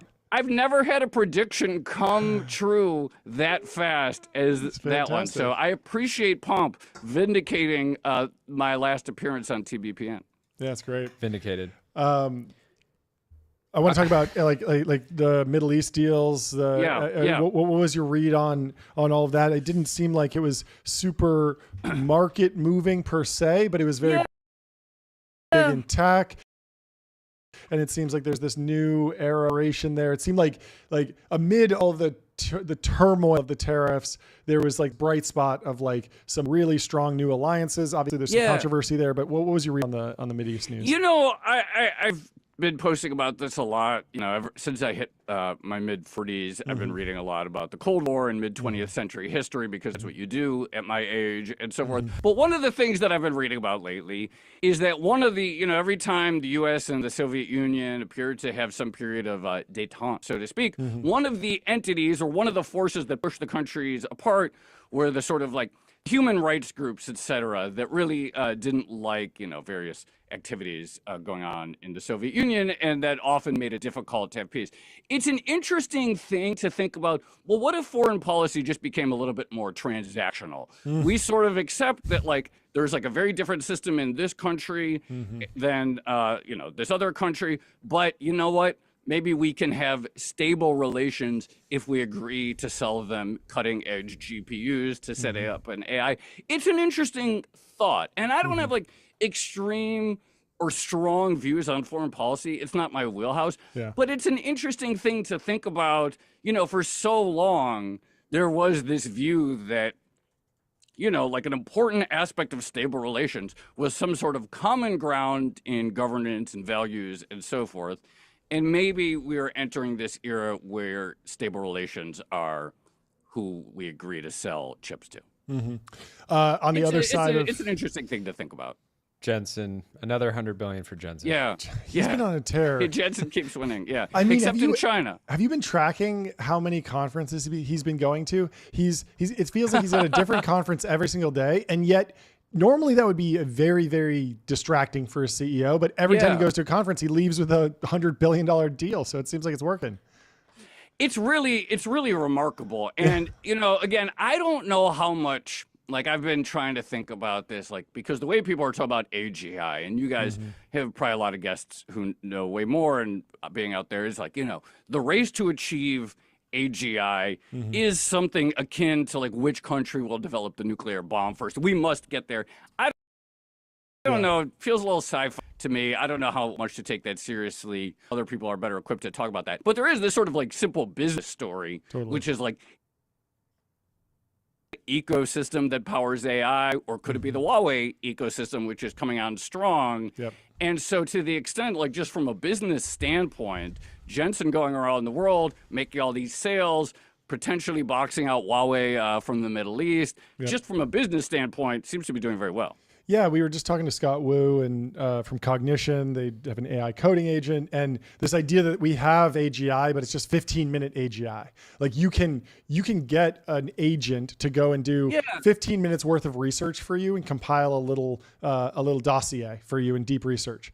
You don't have AGI to the extent that you can just say, go create economic value for the rest of your life like you can with a human. And the economic incentives just lead to a person finding their way in the economy and finding a job and buying things and consuming things. I still haven't had like a great experience yet with any of the agent tools. I was, someone asked me, they're like, do you have a list of all of the Twitter handles of guests that have appeared on Odd Lots? And I was like, no, but let's see if I can do that. So I went to Manus, the Chinese Manus.im, and I said, can you put this together? Oh, yeah, sorry, I know. And then it's pronounced Manus too, by the way, Manus. And then it worked for like it was like 30 minutes later. I went back and checked, and it said, oh, you're out of credits. I never even got to see if it worked yet. I don't know. I have yet to experience. Well, the question for me is how long would it would take, like an intern to do that job? Well, it would take a really long time, but like I don't even like. But like my experience. I think we may have talked about this last time. Like my experience. Like I'm still not totally convinced that they're like reliable yet. I don't know. Like I need to keep experimenting. I think you make a good point. It's just that when I think of 15-minute AGI, I think that what's a 15-minute job? It's look at the most recent Odd Lot show notes and find me the one Twitter handle for the guest.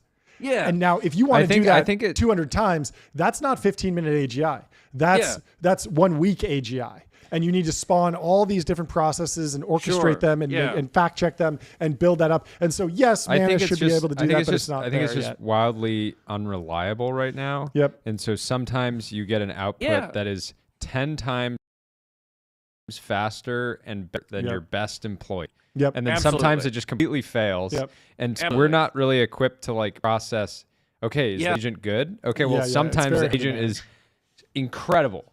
And then other times it's like yesterday I wanted it to count a bunch of boxes and it like worked on it for 14 minutes and failed. I completely agree. Like I'm every day still. And by the way, I've Suno, the music app. Oh, yeah. I'm a songwriter. That's incredible. That actually, of all the AI tools that I've played with, that might actually be the one that's most incredible. I've been doing this thing where I just sing a song into my phone, cool. and then I say, now produce this to sound like an 80s country song, and it actually works. So that, like, some of these things just like absolutely blow me away. I have a thesis for that because with music, there's no right answer. Like there's no oh, you got one character wrong in the Twitter handle and it's not going to resolve, right? But if you get one note slightly wrong but it still sounds like music, you can kind of chalk that up to the vibe or slight differences. And so I feel like that's why the image generation it's less like binary. Or you have code where it compiles and it can work against itself and check, okay, does the code work or not? Try again, try again. And so you either need to be, when you're in the messy middle of like human management, decision making, analysis, that's where AI is really struggling right now. So just going back to the question of like, can AI compile all of the Twitter handles from every guest? I'm guessing the answer is yes. On the other hand, if that's what AGI is, I'm not really sure it's existential whether like the Chinese model is better than OpenAI's model. AGI is when you ChatGPT to bring down the long end of the yield curve because it's really getting up there. And right now, if I could just go ChatGPT and say, "Hey, let's do something. Can you help us out here? Let's do something out here." We need to develop right away. Yeah. So let's talk about this. I know you have Manhattan a big project level urgency. I know you have a podcast episode coming out tomorrow about bond yields globally, what's happening. Could you give people a little teaser preview on that, and then they can go listen to the full thing? Absolutely. Thank you so much for letting me plug our episode tomorrow. Stephen Englander, Standard Chartered, one of our favorite thinkers. We actually never had him on the show. You know, the story, there's a few moving parts to what's going on. But a big thing is this combination of countries around the world are spending more money. They kind of have to because, you know, like, again, we talked about U.S. foreign policy. Germany doesn't know if the U.S. is going to be the same type of ally. Trump, for years, even going back to his first administration, obviously encouraging the NATO countries to sort of more formally meet their commitments. So you have increased spending. At the same time, you have tariffs, which are going to make business more costly, probably less efficient, because you're not going to have the most optimally designed global supply chain that would exist in a world of free trade, sort of pure free trade. So you have this combination of every country sort of having to become a little bit more self-reliant, at least in some respects. And you certainly see that in a lot of like tech areas, weapons, probably food even as well, energy and so forth. Combined with the fact, you know, you're having sort of less efficient supply chains, that's probably, all things considered, means, you know, more inflation. And for to hit inflation targets, central banks are going to have to, generally speaking, keep rates up. We might get rate cuts in the U.S. in the short term. That's what Stephen Englander thinks. That's certainly what the market is pricing. But he thinks the window for that will be pretty short. And maybe even by next year, we could be talking about rate hikes again. Yeah, I know. We need that AGI. We need that AGI to bring down rates. How do you think the big tech companies have been changing their tune around how they talk about it? Used to be about safety, which you know, I think a lot of people have kind of just gotten sick of safety argument. Now it's all product, and all of a sudden we're not moving fast enough. You know, Siri isn't good. Yeah, it's confusing. It's a little bit confusing because, I mean, first of all, I agree. The safety story feels very yesterday. This is such a business story. The market, for better or worse, and I don't really have a view on safety, but the market, for better or worse, seems to be dictating to the companies. It's like, no, you got to race ahead as fast as you can. You do not have an alternative to this and so forth. And you even see it, obviously, like when DeepSeek came out and it displayed its reasoning. OpenAI had to respond, and it started displaying some of its reasoning models. So there's the sheer competitive aspect that, like, you just sort of got to do what you got to do for, like, the product side. On the other hand, there are things that the tech companies are doing that do not sort of seem to me, within a year they're going to build, or within a couple of years, they're going to have these brains that are thousands of times more intelligent than a human.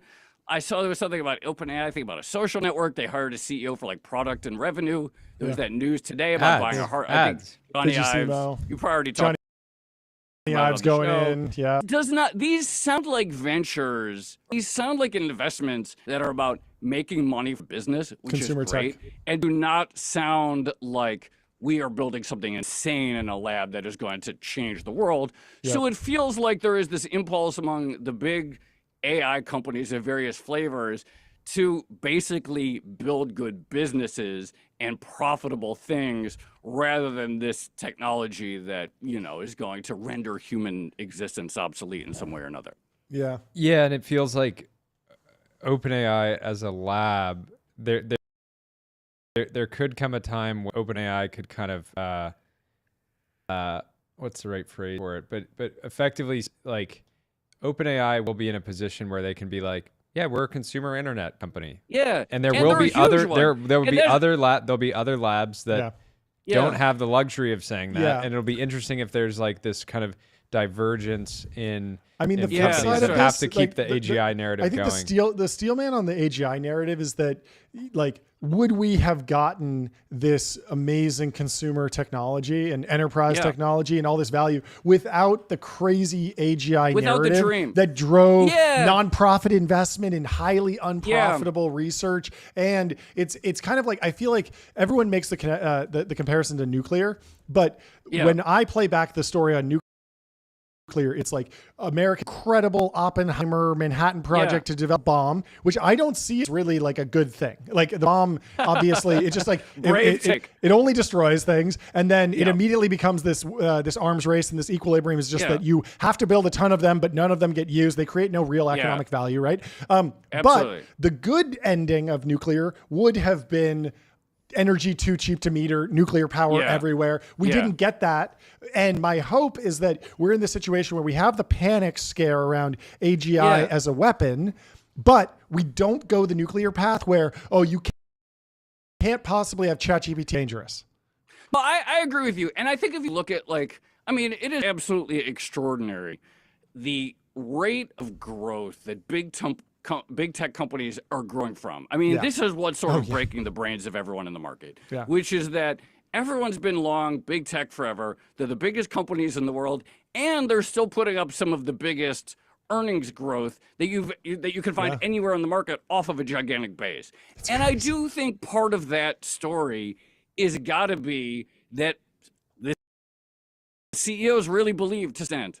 And I don't know exactly what they believe, and I don't know exactly what AGI is, and they all have different definitions, but they probably all believe it's like, no, like, we're not going to slow down our spending on this stuff because we haven't achieved that thing that's out there that will be so special if it's achieved. Well, I got to ask Joe, would you rather own Costco at 59 earnings, Costco at 59 times earnings, or Google at 19? Rotisserie chickens. You'll never get me to Glizzies. make, you'll never get me to give finance. You tell me, why is everyone so negative on Google these days? What's the story? I don't get it. I think it's products have just been really hard to access. Like they're an incredible research lab, but they haven't communicated very effectively around the product. So they introduce the product and it's in a research preview. They have a paper, but in order to access it, like ChatGPT, when there's a new feature, you go to chat.com and it just says use this thing, and with Google it's like there's the Gemini app, and then there's Gemini smart responses, and then it's so Notebook confusing. LM, but that's the product experience, and then there's obviously like the threat to the core business model. If you just wind up searching in ChatGPT, you stop. They got a knife on the neck of the golden goose. Yeah, no, it's true. The Google AI products, some of them are extraordinary. I've played around with some of the coding tools. Notebook LM is a very useful tool for research. It is true that like no one would ever know how to find any of this stuff. It's really hard, especially well, it's in the App Store now. Notebook LM's in the App Store. It's charted. Notebook LM, what kind of name is that? Who would even know what that is? It does seem, I don't know. What kind of name is Joe Weisenthal? But what kind of name? What kind of name is like 03 Mini? Yeah, they're all bad names. The names won't matter. The names don't matter, I think. But yeah, there's something about like Google is, if they really, really went full tilt into AI, they would just say Google.com is our AI product. Yeah. Right? Instead of being like, there's a separate app, Gemini, and like you can go over here and we have an extra thing. Instead of being like, no, like we are an AI company. Could you see that happening? No, I don't think the company's set up for it at all. But I think that on a long enough time horizon, it might be different if it's Mark Zuckerberg and he owns 100% of the shares and he can just do whatever he wants. It's a private company and there's no investors that can sue. Like there are different structural dynamics at Google than at a small startup. I can just see it being more as a spectrum. Yeah, please. Can I ask another question to you guys? Do you have a clear way to articulate the benefit that Meta is getting from all of its AI spending? I mean, yes, because the base use of AI at Meta, the number one like just energy cost in GPUs is ads, delivery of ads. But isn't that just good old-fashioned machine learning algorithm stuff? Like, what does that have to do with generative AI? It's the same thing. Like the algorithm that decides what ad to serve you when you're scrolling Instagram is a big transformer now. And so it's a bunch of weights, just like an LLM, but instead of taking in text and putting out text, it takes in everything that you've looked at, how long you looked at it, what you liked about it, whether you commented. So it's just getting better and better at that targeting. And so that's a huge training run. They never talk about this because it's not sexy and it's not the new hot thing. But you can think about like the Meta ads training run as similar to like a GPT-3, GPT-4 level training run.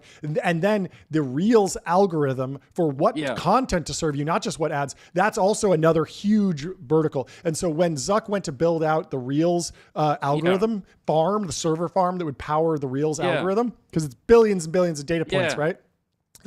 He said, I don't want to get caught flat-footed again like I did against TikTok, because when TikTok came up and the whole algorithm shifted to, I need to rank every piece of content across the entire network and match billions and billions of videos with billions and billions of users. He said, I don't want to get caught flat-footed again. Build me 2 data centers that are the same scale. And then he had extra capacity thinking about, okay, I have 2 data centers because I just built double. Let's train an LLM. And then the more tactical reason is that LLMs are going to get stuffed everywhere in every enterprise. I've noticed, and sometimes I just accidentally wander into an LLM. Yeah, but not even from the consumer perspective. Like, think about within Facebook, they have to process payments from their advertisers, and they might want to run those through an LLM to say, are we being defrauded? Or there's a consumer, there's customer support that's happening, or any little internal thing. Even just like, should we censor this comment for a user who's under 18 years old, right? Like that is an LLM that runs in the background. It's not consumer facing. Why would they have to pay OpenAI for that? Why would they have to pay Google for that? No, this makes a lot of sense. Can I say one more thing? Please. I need to, for anyone who's watching, I have a lot of dear friends. Please never send me a reel. I never watch them.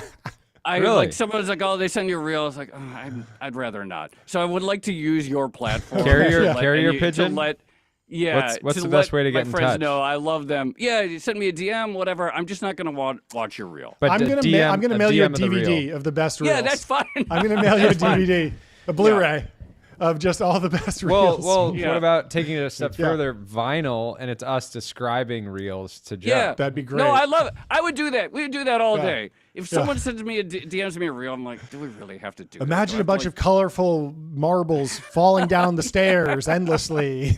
Or imagine subway surfers in the background while Joe Rogan talks about weightlifting with Elon Musk. That's really high performance stuff, but you'll hear it on vinyl for sure. Thank you. I appreciate it. Anyway, this was fantastic. Anytime. Let's make this a regular thing. This is such a fun conversation. Anytime. I love chatting with y'all. We're gonna just put a calendar hold on. Yeah, we'll throw you and something. If any part of you ever thinks, I'm not excited to talk to John and Jordy today, then we'll cancel. I'm always excited to That's talk. great. Yeah, Yeah. Well, we'd love to have you back. Thank you so much. Right, I'll be back. Thank you for moving the market. This is great.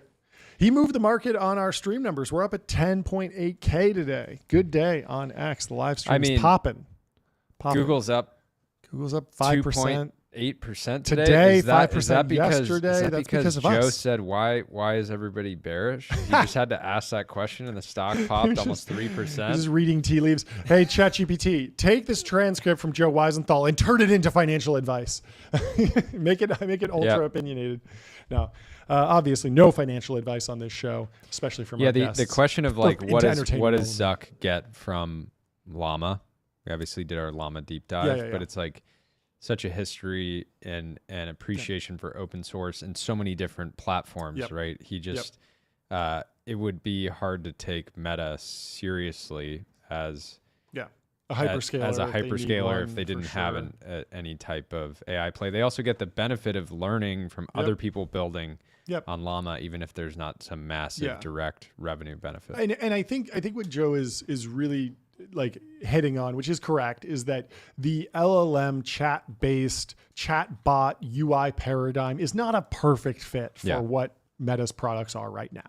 Yeah. But as the UI paradigms mature, you can imagine just, okay, we know that images are moving from diffusion to token-based architectures. So you could imagine that maybe I don't want to constantly generate AI slop and throw that up on my story, but I could totally want to take a selfie and say, hey, just with natural language, can you make the sky clearer? It's a little gray today. Can you just make it blue back there? Also, and it would it's just a do hedge against as AI companions and just people develop relationships with effectively the models.